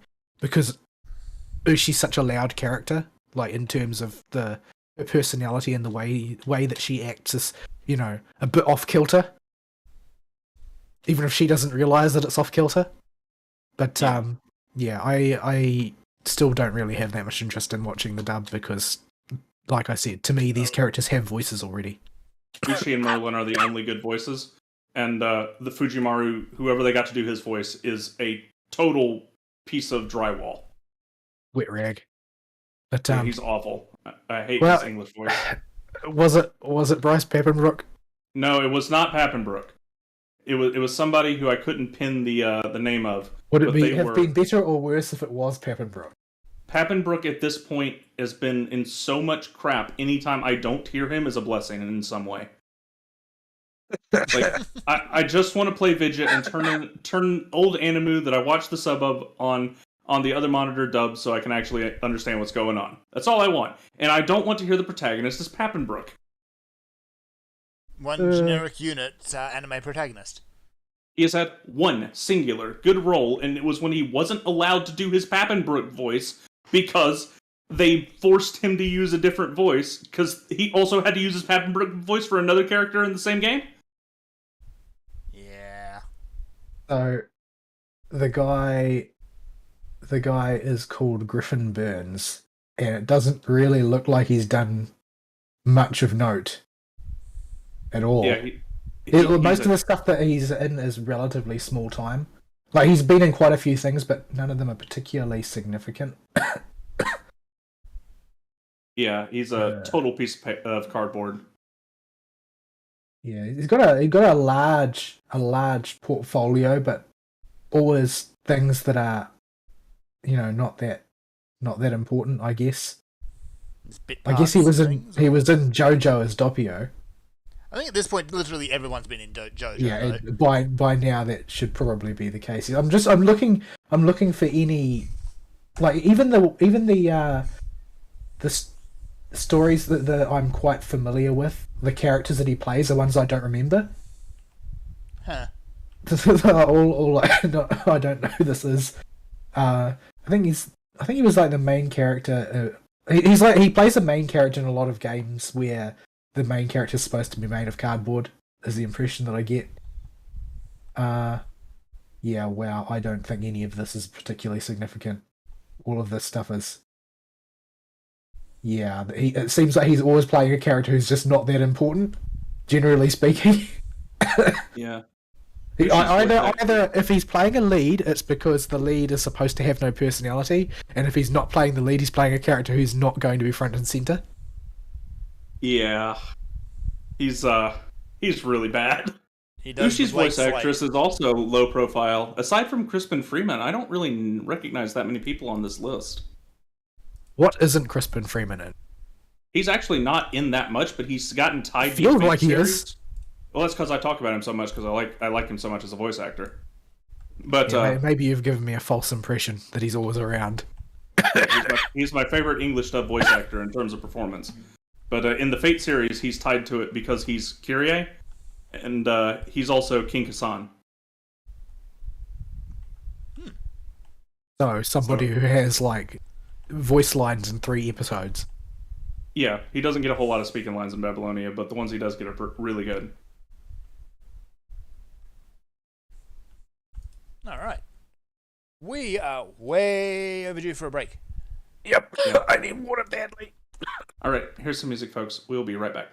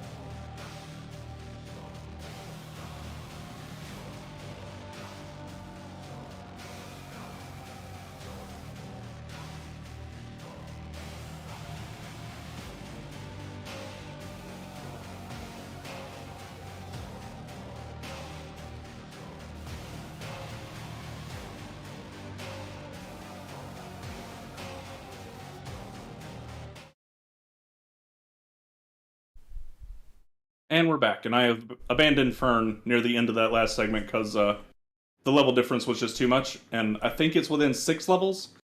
Your party members stop super leeching your EXP. Yeah, But, because I was getting tiny amounts, but that was all. Yeah, not like we were particularly paying attention very hard. We were just killing jellyfish. Yeah. And now I'm killing Jodos. It's fine. All But right. yeah, we were near the end of All's Week, I think. I don't have much else to talk about. We'll leave it there. I don't think my voice can take it anyway. Yep. What you been doing, Ari? Check the email while I go through my week because there ain't a whole lot to it. That's why I was piggybacking off y'all's week so much, is because I just don't have anything to talk about. I haven't done anything of substance. I've logged on to Final Fantasy, done like a couple floor sets in Heaven on High, did a little bit of Baja, got to the Fate grind in Baja, and did the first one-time Fate grind where you gotta do 18 Fates in Girabanya and 18 Fates in the Yangsha areas. And worked on my shared fates a little bit and for Endwalker stuff. And that's all I really did. I haven't done anything substantive or that took a whole lot of brain power or thinking. It just kind of was put something on the other screen and grind a bit because I've just felt kind of burnt this week. And I don't really know why. There hasn't been anything really high intensity that would normally put me in a burn state. But it just the energy hasn't been there this week. We all get that sometimes. You just kind of just have a blah week. Yeah, I mean the tail end of last week was obnoxious and full of a lot of work, but it shouldn't have been enough to brain drain me for a whole week. So I don't really know what was going on. But other than that, what else did I do? Finished Eureka. That was a thing. You're all shiny now. So yeah, I had gotten the unglowy armor by right after the show last week. So I got the normal elemental armor, and I went in today and just got the Hydatos crystals I needed to make it glowy. How did that? So now I have how the long did that last? A armor. little bit. I'll take you. Not long at all. The last little grind to get the crystals in Hydatos, if it's an active day and it's a Saturday and it was prime time when I went in there was like 70 people in there. Oh wow. Okay, so yeah, that was fairly easy at least to finish off that last bit. Even if there was a full Belsidian arsenal going, accounting for 48 of that, that's still 20, 30 something people running around the zone. So, and there's no bots in Hydatos because the bunnies there will lead you to certain death if you're not a real person. So they finally wised up to that. I'm glad they just got rid of the idea of bunny fates. It was a terrible idea. Yeah. But yeah. So Eureka's done as far as I want it to be. If I want to continue, I would have to do Balstidian Arsenal, and I don't really want to do Balstidian Arsenal. Yeah, that sounds like an enormous time investment, and it's just That, aside from that a is really cool mount and some decently earning sellable stuff. Yeah, Is it worth if it? you can, if you grind your way up to be able to do Balstidian Arsenal, you can make some serious cash money. The problem is, you either have to dill out a ton of dosh in Gil to afford the Gil shortcut to do Balstidian Arsenal in the first place, or you've got to get one of the Discords to carry you. Or settle in for a very long grind. Yeah, and that's the way most people have to do it, and I don't have that kind of free time. On my best week, I wouldn't have that kind of free time. Yeah. It just takes way too long. So I'm not even going to think about attempting that. Yeah. Until- I'm glad, though, until- that they've learned from it and they made Bozja. Yeah, Baja is much better in every way, aside from the random grinds everywhere. Yeah. Which Yeah, makes me wonder what they're going to do for the relic weapons for Endwalker. Yeah, if they do another field operation, there's a lot they can learn from both Baja and Eureka. Baja was mostly just fixing the Eureka problems, but there's a lot of stuff and refinement they can do with their field operation system. Yep. Particularly in regards to things like lost actions or logos actions, as they were called in Eureka. I have a sneaking suspicion it's going to be set on the moon as well. Just a hunch. Do Oh, you think that generally speaking, those are a good idea? Not really. They do make the area feel very unique, and they give you a certain powerful feeling while you're there. But after a while, they just become mandatory, and you just know which ones are optimal, and they just become part of the gameplay. And they actually devolve the gameplay in the zone to a point less than brainless because some of the things are so overpowered. Like, if you put Plate Bearer on a DPS, you're not going to die, ever. And you still do enough damage to get all the gold fates. Wow. It's just, and that's the baby tier one for defense. If you want to do just sick nasty damage when you have the echo buff because not many people are in the zone, you can pop a skirmisher and just do insane deeps if you've got somebody to tank for you. I mean, and the actions and abilities are things that, like, one-shot low-level mobs. They're very interesting in, like, that raid I talked about last week or the week before. But outside of that, I just think they're a bad idea because they just make it too brainless. You don't have to think about anything when you finally figure out how that system works because they're just so busted. And I don't want a whole lot of thought with the amount of grind they're asking for, but I would like more than none. Yeah. When do those start kicking in anyway? Pyros? Pyros is when you'll get them. In Eureka, they are a mess, as everything in Eureka is. You will have to get unappraised logograms, and you will have to take these logograms back to the camp and give them to Derek or whatever his name is, and he'll appraise them for you into a specific type, like Raise, or Cure, or Guardian, or something. And there'll be a very basic ability if you just use it by itself. And then, you've got to go to the Eureka Tracker website, and you've got to look up what the heck combinations of these you put into the mixer to make the really OP stuff. And then you've got to go farm the appropriate types that can be appraised into the correct abilities you need to throw into the mixer. That sounds cool for all of 5 minutes. And after that, it just sounds like another grind. It sounds like somebody was having way too much fun on the system design team and didn't check with how usable and playable this is. Yeah. It is just the opposite of fun trying to figure this crap out and having to just go to the Eureka Tracker website and keep a running tally with their tool because it's the only efficient way to do it. They have a tool on there for tracking how many of every ability type you have and what you can make with your current inventory. And it tells you all the recipes. Because the recipes aren't listed anywhere in game. They expected the players to share those amongst themselves. Which they did. Which they did, but it just made it so you gotta wait until somebody makes a tool. Yeah. Now, they've abandoned this combination system entirely with Baja, thankfully, because holy crap, the Eureka version's a mess. But in Baja, you just show up, and you just appraise the action, and you just get whatever action you appraise. And you just need to know what to farm to get the type of unappraised generic action that can appraise into the one you want. Which is a lot simpler by the sound of it. Yeah, and a lot more user-friendly. You don't need nothing, no tracking anything. You can just see if there's a check mark checked off. The most you'll have to do is, I have this square not filled in. What's in this square? Okay, what type of lost action fragment do I need? Okay, I can kill these things to get it, and then just go kill it and get it. So yeah, Baja is a much less painless experience, even if it does like to throw you off into the world in random one-time grinds, which is something that they do later, and I get the idea behind it. I understand it.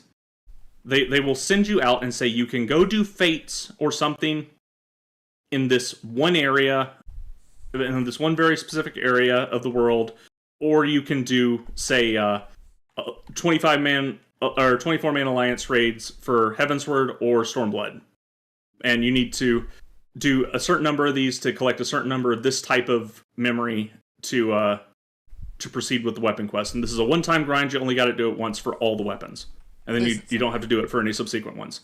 I get the idea behind it, but it's really obnoxious to get just stopped in the middle of your Baja progress, and this is what happened to me and Abo going through Baja this week. We just got stopped by this because we had to stop and go to Yangsha for a day, and then I had to go to bed, and then we had to stop, and then the next day we had to come back, and we had to go to Garabania. And we just had to sit there on classes that could get EXP, thankfully. We both had something in the level range. And just grind out 18 fates in both of those zones. Because the quest said so. Just arbitrarily sends you there. Yeah, I get why it's doing it. It wants to keep old content relevant to make sure it doesn't get ghost towned. Yep. And so it's a way of forcing people while it's current content in there. If it's not current content, though, and you're going back to it, it just kind of feels like you're rolling and making progress, and then you just gotta stop. Yeah. For some godforsaken reason, a mandatory part of every single weapon, though, is go do Heaven on High. I see. And Palace of the Dead. We're on the Palace of the Dead step, which comes immediately after the Fate grind I just mentioned. That honestly sounds very arbitrary. So you can do the raid that I mentioned last week, but getting a group for it is difficult, A. And B, you're going to be doing it undersized these days. So that's not a realistic way to do it. You get 3 per run there, but you're also going to be there all night. Or you could go to Palace of the Dead. And every floor set after 100 is guaranteed to give you 1, and you need 15. And you have a pretty high chance from 50 to 100. I got 4 and Abo got 3. The drop rates aren't listed anywhere, but it's pretty good. It seems to be, from the limited data we have. So I already have 10, and we've done like 90 floors. Okay. So the drop rate's not too bad. So if you have a friend you can take in there to double mechanist it, you can do it really fast. Because double drill is hilarious. Yeah. Gotta blow things up. Yeah, I will. I hate the way mechanist gets stuck in its alterna weaving. I don't like it at all. But I don't mind it in Palace of the Dead because drill is just so hilarious with the damage it does. Yeah. It's just funny. Shame that there's no mobs. word of an endless dungeon for, a deep dungeon for Heaven's Endwalker yet, because now we've got 3 drills. They've said it. They've said it's something that is on the to-do list is another deep dungeon. It's hugely resource intensive to do them. I mean, I know it seems simple, but there's a lot of sort of like playtesting required compared to regular content. When your content is procedural, you just have to hit it over and over again because you can't necessarily test the things that you want. Mm-hmm. Yeah, and you've got to make sure that crap is soloable if it follows the model of the ones before, and that's a level of internal skill on the playtester's part that is quite a bit higher than the average content. Yeah. So that said, though, the Final Fantasy team's internal playtest team's skill is way higher than, say, the World of Warcraft one. Oh, you mean that they actually exist? Yeah. So yeah, it can be a little rough. Yeah. But yeah, I don't have anything of substance in Final Fantasy to talk about. I didn't watch any anime. Unlike you two, I only follow series that people have recommended to me, or that I've already, or it's a continuation of a show I was previously following, because I had to make the choice with my time. Did I want video games or did I want anime? And the way anime's been going, I feel more and more vindicated in my choice to pick video games over anime. Yeah, well, the main reason that I don't consider it a choice is because I just don't have the sort of mental energy required to play video games, like even very simple ones, by the end of a work week, because all of my work is highly intellectual. It requires me to be firing on all mental cylinders all week, and I just want to vegetate. I want to sit in front of something and have it do the entertaining for me. Yeah. I don't use the same parts of my brain for work that I do for video games. It's very personal, talking to people, making sales, explaining products, figuring out systems. And none of it is like this type of sciencey work you do. Mine is all problem solving and optimization, all day, every day. Yeah. So, but you'll burn anybody out. So, especially when I'm doing it for everybody else as well, because I am the technical expert. on site for the entire business. So everybody's problems become my problems. At least they're paying you for that now. Yes, finally. Yes. All right. So, Still yeah. below average, but it's more comfortable, or it would be if it weren't for the petrol prices. Don't even talk to me about the petrol prices. Oh, pain. Yeah. I went and filled my tank up, just to because I had a feeling they were going to spike again, and I just beat another gas hike of 20 cents. Yeah, it's getting ridiculous at this point. We all I'm know going who to- did that. It's over, well over $3 per litre for me now. Yeesh. I don't know what I'm that is going- in gallons. Yeah, I'm going to strangle the next customer I get that asks me for freight estimates, Yeah. because it happens all the time now. Is the customer's like, "Can you quote freight?" And they didn't used to be this anal about me wanting me to quote them freight, but I understand why you would try to fish it out of me. But it just makes me irrationally angry at them because they know the answer I'm going to give them ahead of time. They're just fishing just in case. Mm-hmm. So this whole part of the conversation is wasting everybody's time. Yeah. Well, I presume that what they're trying to do is they're trying to lock in a price really early. Because they Yeah. know that it's going to keep going up. Yeah, so what they get from me is freight prices are incredibly volatile right now, and there's no way for me to be able to accurately predict what the freight charges are going to be. The best I can do for you is quote you for a standard system. It'll be something like $200 to $700. Yeah. We're actually considering putting our prices up again for the second time in 12 months. 6 months. Yeah, It's just and getting, if feels just getting out of hand. And Yeah. this must really be making things like Uber die on the vine as well. Uber's been running on venture capital for the last, actually since its inception, so... Well, I'm talking about in terms of what you might call workforce participation. Mm, Because people are just going to see this as an expense rather than a way of gaining money. yeah, in the Yeah. case of Uber, all the fuel falls onto the driver and the owner of the car. yeah, the potential immediate profit as an individual driver is going to tank. And has.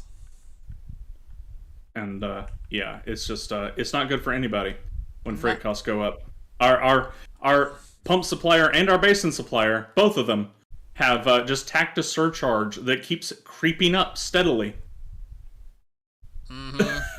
And it annoys me to know. I'm like, please just update your base prices by a flat % increase. Don't do a surcharge thing, please, because this means when I'm quoting the cost of the customer, I'll math out what I want my markup to be for this particular job, and then I have to go, oh right, times 1.06 times 1.06 times 1.06 for every single line item. Yeah.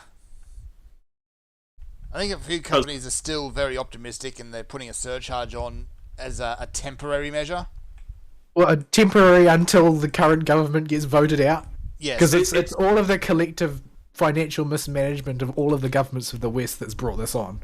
Yes. Yeah, this is the reason they're doing a surcharge isn't because they're optimistic that the government may course correct and pull their head out of their butt. No. They don't know how dumb the government's going to get. Like, Yeah. how stupid are we talking here? How much bigger does that surcharge number need to get before we just finally write it into the price book? There's a lot less bureaucratic overhead required to tack on a surcharge. Yeah. It's driving me insane. Just like- Everything to do with money. oh, yeah. It's just out of hand at the moment.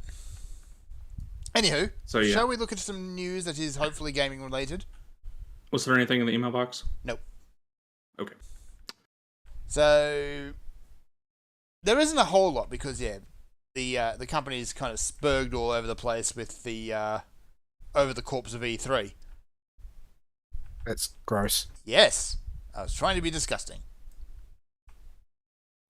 So unfortunately, Blew their there load, isn't as it were. Yes, there isn't a whole lot to talk about at the moment.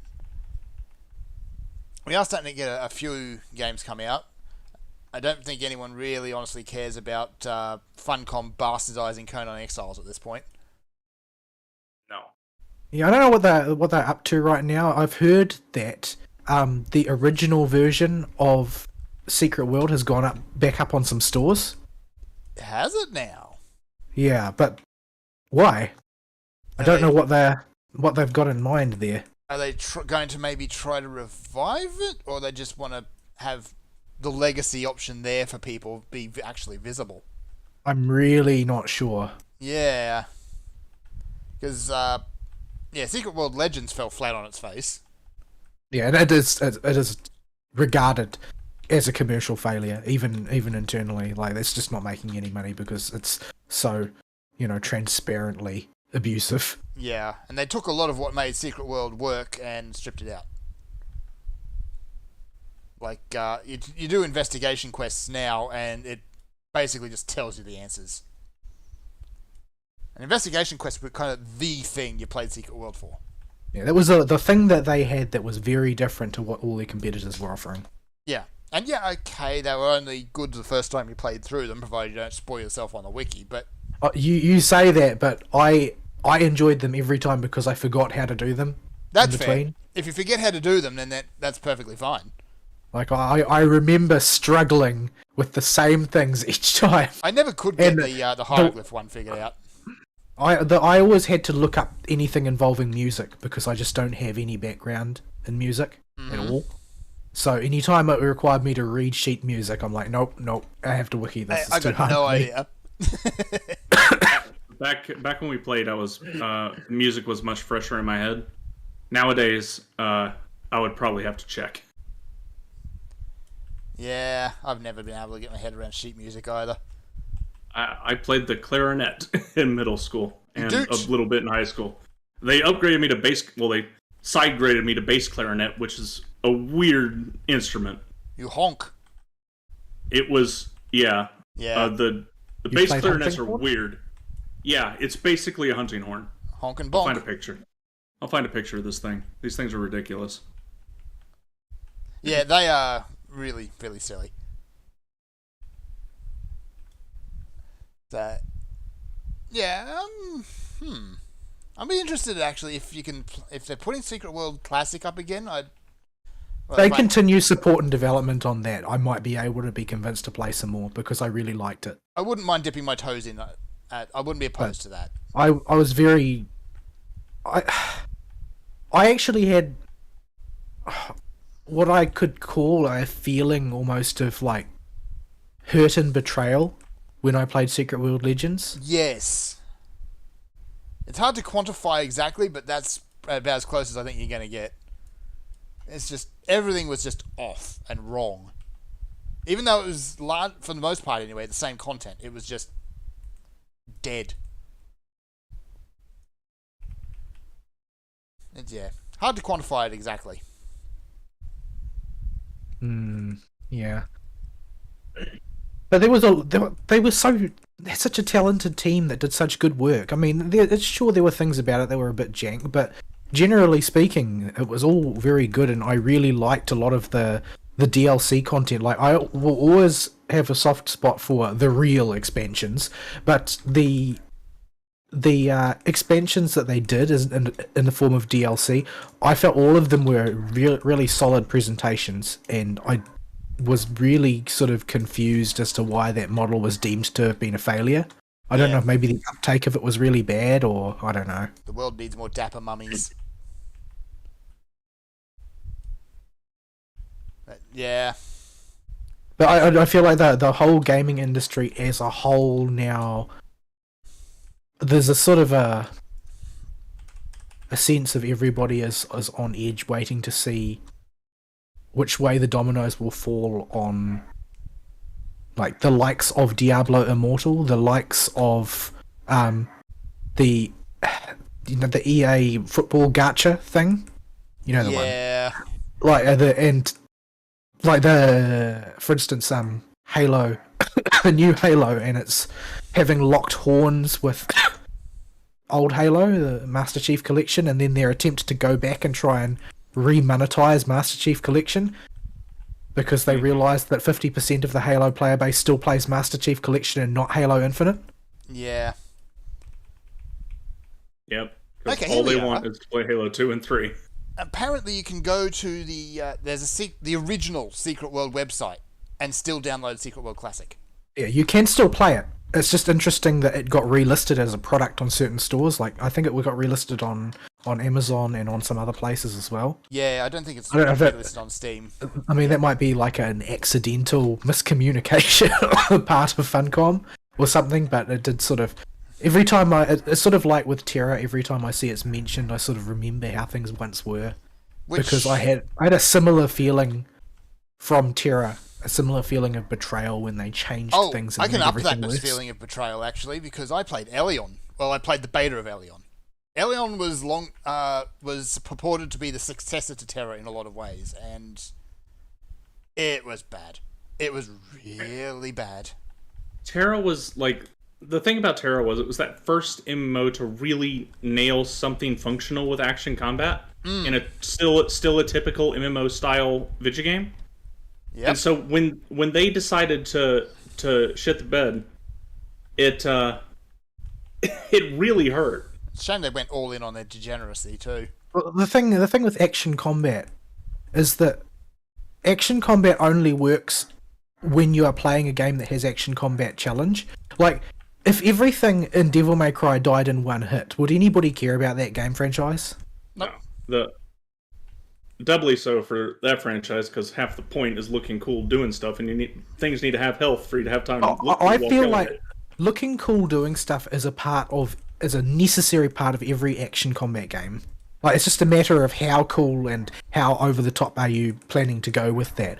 But I think that the difficulty is very, very important to action combat as a whole. Like, you have to feel like you outfought your target. That's what it has that the hotkey combat doesn't.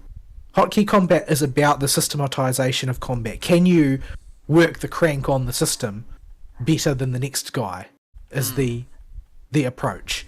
But in the case of Terra, it's different. It's not just working the crank of the machine, because you have to play in a more sort of involved way.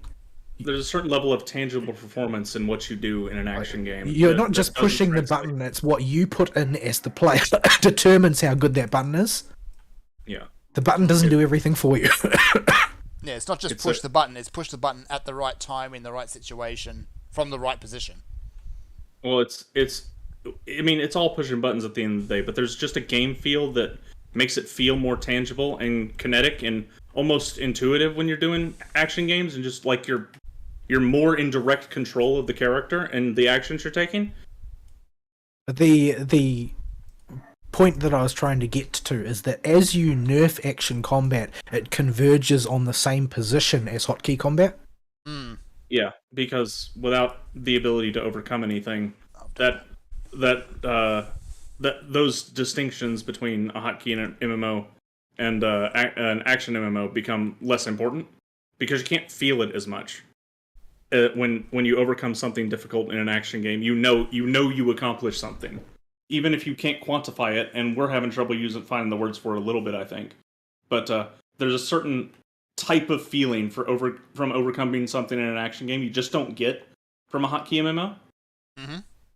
I mean, you can see the approach in the other direction from other sources. Like, if you compare sort of the solo duties in A Realm Reborn versus the solo duties in Shadowbringers and Endwalker, and the way those are executed, you can see that there's clearly a gap between them, and that's because the Shadowbringers and Endwalker ones are sort of moving towards action combat from the other side.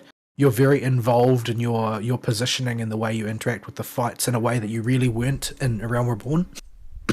Yeah. The dance of combat flows much more naturally in the later expansions as they got their feet under them, and you get something close to closer anyway to an action game feel when you're just kind of have to jive with your character and just stop thinking about the game as pushing buttons to execute actions and just go, I need to do this action to survive and to make the boss die. Mm-hmm. Because there's always, when you're playing a hotkey MMO, it's like you always are aware the hotkeys are there in most of the content. It's very hard for the content to reach a level where you just sync with your character and skip the part of your brain that says, okay, I need to push the button, and just go straight to, I need to perform the action. Yep.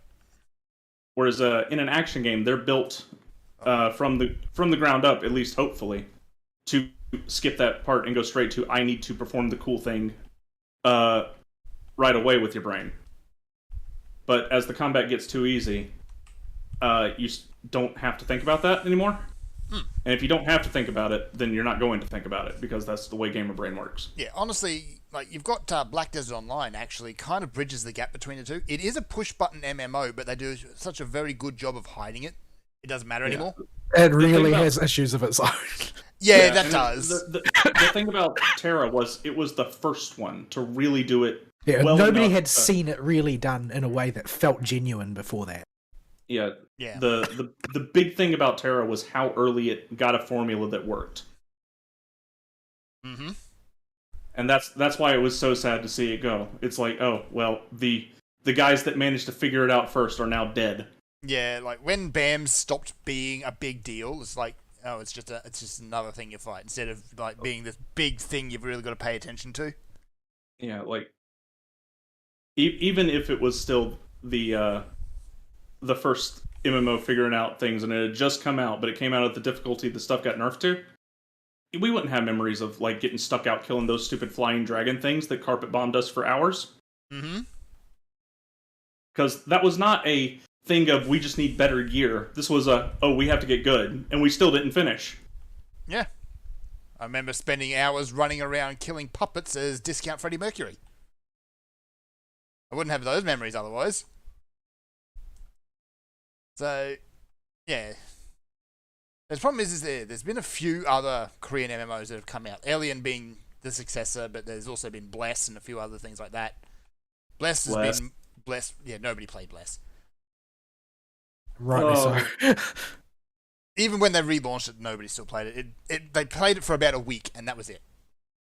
That game reached meme status of dead game faster than a whole lot of MMOs. Oh, yeah. I often forget it existed until somebody mentions it, and I'm like, right, that was a thing. Did it die faster than All Points Bulletin? I think it might have. I don't know. All Points Bulletin was dead on arrival. I don't think anybody played it. Yeah. I think Bless had like a week before it died. People gave Bless a look.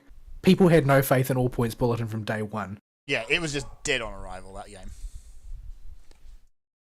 Apparently it still exists, though. The server's still up. People are playing it still. So, probably like 16 people or something just play it every day because they just love it. Or they just like to hang out with the other people because they know them all by name now. Yeah, they would.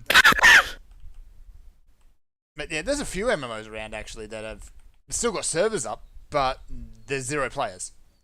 Well, every MMO will eventually develop that last autistic group of people that are just loyalists to that game. Oh yeah. Every MMO has that group. Yeah. Whether or not they're still going to be enough there to make it viable to keep the servers on is a different matter. Yeah, it's when that number finally falls below, like around 20,000 is when you start seeing the MMO go offline. Yeah, it depends on the MMO, but yeah. Every MMO has that critical line. Alright, I don't think there's anything really else in the news. We're kind of stretching as is already. Yeah, we had the bottom of the barrel to begin with, and we're tangenting on purpose to fill time. Yeah. Heroes of New Earth shut down. What now? Heroes of New Earth died. Yeah. Oh. Did anybody realize it was still alive? No, honestly. I thought it went years ago. I think we talked about it going into maintenance mode about 2 or 3 years ago. And I knew in the back of my head it was in maintenance mode. But yeah, it's dead now. Yeah. Yeah, I can't think of a single person who talked about it at all in the last 5 years. Oh yeah, in the last 5 years, nobody. Yeah. But back when it was still a fresh question and when Dota 2 didn't exist, League of Legends versus Heroes of New Earth was the original quote-unquote MOBA debate. Yeah, and then Dota 2 came out and just wiped it off the map. Well, because Dota 2 ate its lunch money.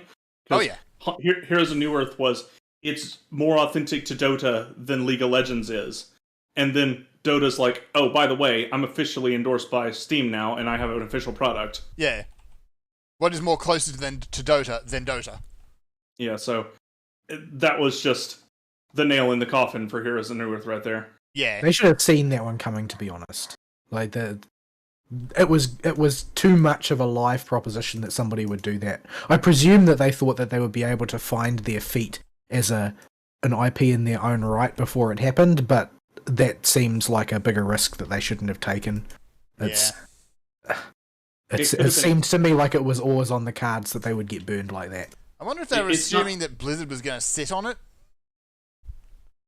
It's not the most insane risk calculation where you just decide to YOLO it, but yeah, you have to. They knew that they didn't. They knew they didn't have control over the Dota IP, such as it was. Like they knew that it was floating around out there, and that they were only ever going to be pretenders to the throne so long as they used that as their primary form of marketing.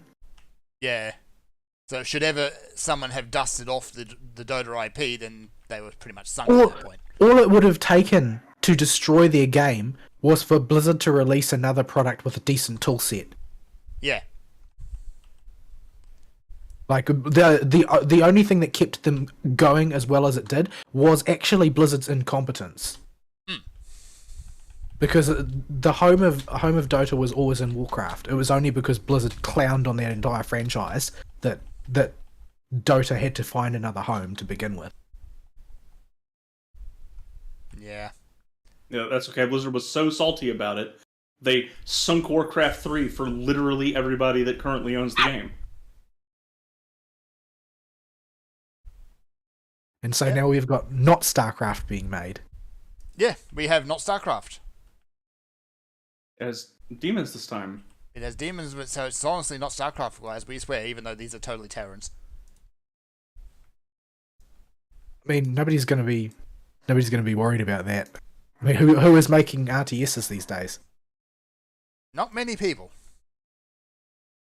Traditional RTSs, especially, no, that genre is pretty niche at the moment. The peak of RTSs, like the primary competitor that you need to take on in the market today is StarCraft. Like it really hasn't advanced since then. Yeah. Like Age of Empires still has its shoehorn in there, but Age of Empires people play Age of Empires against other people who play Age of Empires, and nothing will make them ever leave Age of Empires because Age of Empires is a curious sort of beast that doesn't really have anything quite comparable to it because it does everything in its own way. Yeah. So, I'm trying to think what other... Like, Supreme Commander vanished, Planetary Annihilation didn't really get its feet under it the way it should have, could have. Well, I think that's because of Supreme Commander, really. Yeah, Supreme Commander kind of existed, so... Yeah, so that was a situation where they were trying to sell something to a niche audience that already had something to do. Planetary Annihilation was also the early days of Kickstarter. Once upon a time, there was this great franchise with silly characters called Command and something, and then a fourth game that didn't happen might have happened. Yeah, but then everything went to space. Well, nice. We were fine with it going to space. If we were still going to space, we'd be fine. Not in space. Yeah, I mean, Tails gets to do it every game, and it doesn't seem to hurt them. Yeah, the final boss is always on the moon. This is a rule. So, I'd love to see Command & Conquer, but the last outing for Command & Conquer was an even bigger bastardization than than number 4. Maybe the level of, say, Dungeon Keeper. Yeah, it was. It was bad, that mobile game. So, oh boy, that was bad. Anytime we talk about RTS, all I can remember is what happened to poor Command & Conquer. Yeah. Alright, in that case, I don't think we've got anything else. That we have the topical topic, but I'm not sure how to weave it in elegantly.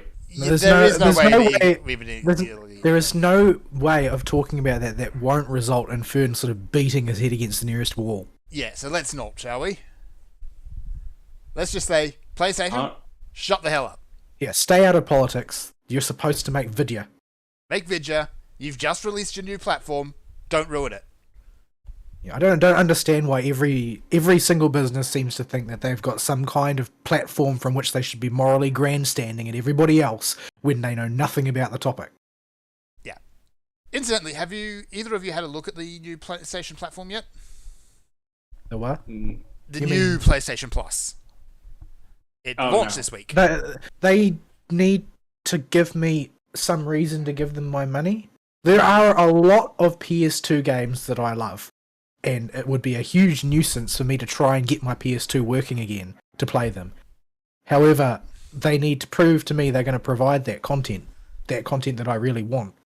Yeah. Same with PS3 games. Like if they have like the old Art and Alico games and a whole bunch of those old RPGs from the PS2 era and some from the PS3 era. Like, if they have those sort of niche things on their catalogue, they can get money out of me effortlessly. Because I really want to play those and I can't buy them. You can't. You have to pay a mint on eBay or something to get a hold of that stuff. Apparently I need to play something like Sengoku Buster or the original or something like that too. The only thing that PlayStation thinks exists, that Sony thinks exists, is their AAA stable. So the bulk of their catalogue is garbage I don't care about because it's the same as the last one and it will be the same as the next one. So why bother? Yeah. Yeah, and honestly, I don't care what the modern consoles are doing as long as the consoles are in a state where they're unattainable. Yeah, that still can't have a hard time getting hold of PS5s and Xbox whatevers. Yeah, like Xbox and PlayStation have no way to really motivate me to care about any announcements or services they have, as long as their current consoles are unobtainable and they have no killer video games that I need. Like, Demon's Souls remake for a game I already played on the PS3, I ain't gonna cut it. Yeah. It would be a nice thing to have as an option there, but it's not a console seller. So yeah, that's anytime they come out with a service announcement, it goes in the back of my head as something to maybe talk about on the show, but I do not actually care about it. Yeah. Yeah, if they were going to be able to guarantee like a catalogue that was of, really substantial size, like let's say they managed to get 85% of their historical titles on their system, then they can have my money because I know that I'm going to get the value that I want. But they're too interested in picking and choosing what content I'm allowed to consume, and I don't really want to outsource my decisions to them. Yeah, I mean, and if you would do it, you would get our money legitimately, but if you don't, I mean, yar har fiddle-dee-dee. It's not like there's nothing of interest that they're providing, but it's not of enough interest to part me from that much money. Because they don't want a small amount of money, they want quite a bit. Like, maybe it's not quite a bit to a lot of people, but to me it is. I've got a lot of bills to pay, and the economy is not doing great, so... Let me see, what is it? PlayStation Plus?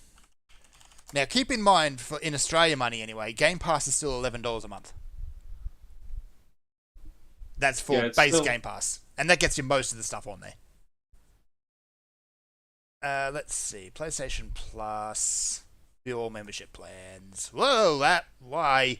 Why would you design your website like that? Okay. Is it a sign of me getting older or more cynical, or have I always been this cynical? But it just seems like with Microsoft Game Pass, I'm just waiting for the other shoe to drop the whole time. That they're going to do something to diddle everyone. For Microsoft, it is entirely too generous of a product. Okay, here we go. But that depends on whether or not they think that they can crush the opposition utterly. Yeah. Okay, here we go. So, the Essential, which is basically what PlayStation Plus is now, you get your monthly games and that's your lot, is 12 Australia bucks. The Extra, which gives you the access to the PS4 and 5 catalogs, is $18.95, so $19. And then the deluxe, which gives you the PlayStation 2 and 3 catalog to go with it, is 22. A month? A month. Yeah, no. You can knock It's a huge amount of dosh. You can knock like it if you're down- the sort of person who is constantly buying AAAs, then maybe that doesn't sound like so much money. Yeah, like Game Pass, you get quite a lot of actual AAAs they put in there on release, but not all of them. Does it actually have a list of their catalog? Services. Yeah, it's I was 22 not able to bucks. find a comprehensive one. Here it is, PlayStation Plus collection. Let's see. Ugh. Their website is all one single thing, and you click on something and it just goes zooming around. It's really annoying. Every website experience that Sony provides of any kind is completely incomprehensible. Yeah. It's like it was made for the Zoomers.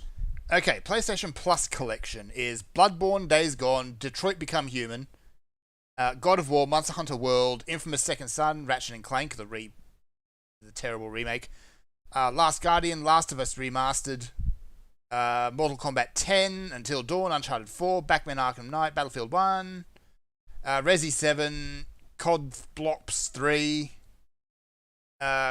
Crash Insane, Fallout 4, and Final Fantasy 15. This all sounds like stuff everybody's already going to have if they had PlayStation Plus for any amount of time.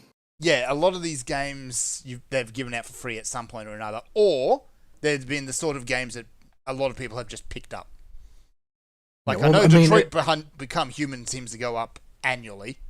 Days Gone, I believe I've actually got on PlayStation Plus. If you want to go out and buy Detroit Become Human, it's going to cost you like $20 New Zealand tops. Oh, It's just wait like a little bit, you'll probably pick it up for free somewhere sooner or later. There are dumpsters full of that game. Yeah, it's not a good game. I mean, it's I don't know David anything about Cage. it. I just know that they can't seem to move them. David Cage's Robot Rage. Where, he's basically a bunch of robots sniff their own farts for 6 hours. Last Guardian was good, at least. I'll put that up there. But, yeah, these are all... If they were asking $11, this still probably wouldn't be worth it, because... Yeah, for the same price, 22 Game Pass gives you new releases. Was the number of dollary dues you gave me in Australia bucks or in America bucks? They're in dollary dues, so Australia bucks. Okay. Not freedom because dollars. 22 bucks in freedom money is, even post Biden inflation, a crap ton of money. Uh-huh. Okay, here's the classics catalog, and let's see. It's got a lot of games. I'm not going to go through the whole thing, because that would take... We'll be here all day. But it's got things like, it's got BlazBlue, Bladestorm. Oh, does it have God Hand? That's the question. I don't have God Hand because that's what people actually want. No, it does not have God Hand. What is the point? God Hand's also stuck in a wonky licensing position, from what I understand. Yeah, I think it is. Not to mention, if you release God Hand these days, you've got to deal with Twitter. Let's see. Like, there's a whole lot of punching in very creative ways, very fabulous people in that video game. Yeah. Archipelago? How do I even look at this? I can't find it. It's on the PlayStation Plus website. Website is too hard to browse. It is. It's a pain in the bum. It took me some weird digging to get it. But it's got the Atelier collection on there. So that's something. Yeah, but those games are packaged together all the time. They are. They Yeah, come as bundles. they're always packaged together, it's true, but they never go on special because Gust games don't. Ooh, that's bad. They got Loco Roco. All of it. Who wants earworms? Oh, no. I still can't find it. It's too hard. Oh, here we go. And You Patapon. just have to scroll and scroll and scroll And scroll. Yeah, like I said, you click on things and things just go zooming around all over the place. So the classics collection probably would be worth it because there's a few hundred games here. It's not all the games you want. Like, it's got Warriors Orochi 3. That's something. The only Exapico game that they've got here is Arno Surge, and that says is asterisk as might not be available. Oh, that's worrying. Oh, yeah, Surge Wrath is on there. Also asterisked. I've never been able to find a place to play that game. You just keep getting angrier. That's that game. I see a lot of caps here. Why is there so many caps? Oh, strong bad school game for attractive people. Yeah. All in caps. So the classics, to get access to the classics collection, okay, that's probably worth it. No, it's too small, in my opinion. It's too small. It's missing some key titles. Is the problem? There's a lot of stuff that needs to be in there. Like, there's not a single Sengoku Basara game here. Yeah, needs Sengoku Basara. And it's got Sanctum 2. I think I got picked up Sanctum 2 like 4 times for free as well. For some reason, they've listed all the Telltale games as episodes individually. Because that's padding. Which means, yeah, Strong Bad takes up 5 numbers on its own. The 2 Sam and Max games, that's 10. So, yeah, stop that. It's just not impressed by this. Like, most of the stuff that's bulking this out is stuff nobody cares about, and the rest of it is stuff that is just all very, very mainstream games, like the infamous games that everybody has on PlayStation Plus or doesn't care about. Mm. Things that are constantly going on special, like Kingdoms of Amalur. Not even Okami. Oh, I suppose that's because it's been remastered that many times now, I suppose. Okami's also in a troublesome licensing spot because the original one that was made, the company disintegrated, so... Yeah, when Cloverworks dissolved. I'd like to play Okami Den again, even though that means, killing more children as a puppy. Alright, so all catalogue games. This is the regular catalogue, and it's got about 100 in there as well. Saints Row, it's got all that. South Park, both games. Reviving Mars, that game should not be on consoles. The original Horizon Zero Dawn, complete. So that's something. And Hollow Knight. The thing is that when you say something like that, you're now talking about in this era that is not the classic collection. And this is the reason why I don't think this is a good value position. The non-classic collection era of gaming is the multi-platform era of gaming. Mm. All of these things exist on Steam. You can buy them for a song on a Steam sale, and all of these things will be on the Microsoft thingy. Oh wow, here's a actually, they're not all of them, but a good chunk of them are. Well, all of the ones that are not in the classic era that aren't part of those other systems are already owned by you on PlayStation Plus if you had a membership before. Yeah, I mean, there's also Balan Wonderworld. There's a game that on its own should knock $5 off the price. I just thought there is to be a discount for having it on there. Yeah. Any Yakuza games? No. They've got a couple of East games. 8 and 9. Only 8 and 9. Yeah, those didn't do very well. Yeah. The localization was an atrocity. Yeah, they were. One of those. I think they might have fixed it, though. They did, but they pulled it back in and put it back on the workbench because everybody was so offended by how bad it was. One of them is one of the worst localization gaps. Like, they localized the Abyss as Big Hole. I mean, it's technically correct. They farmed it out to some sweatshop in India or something, I don't know.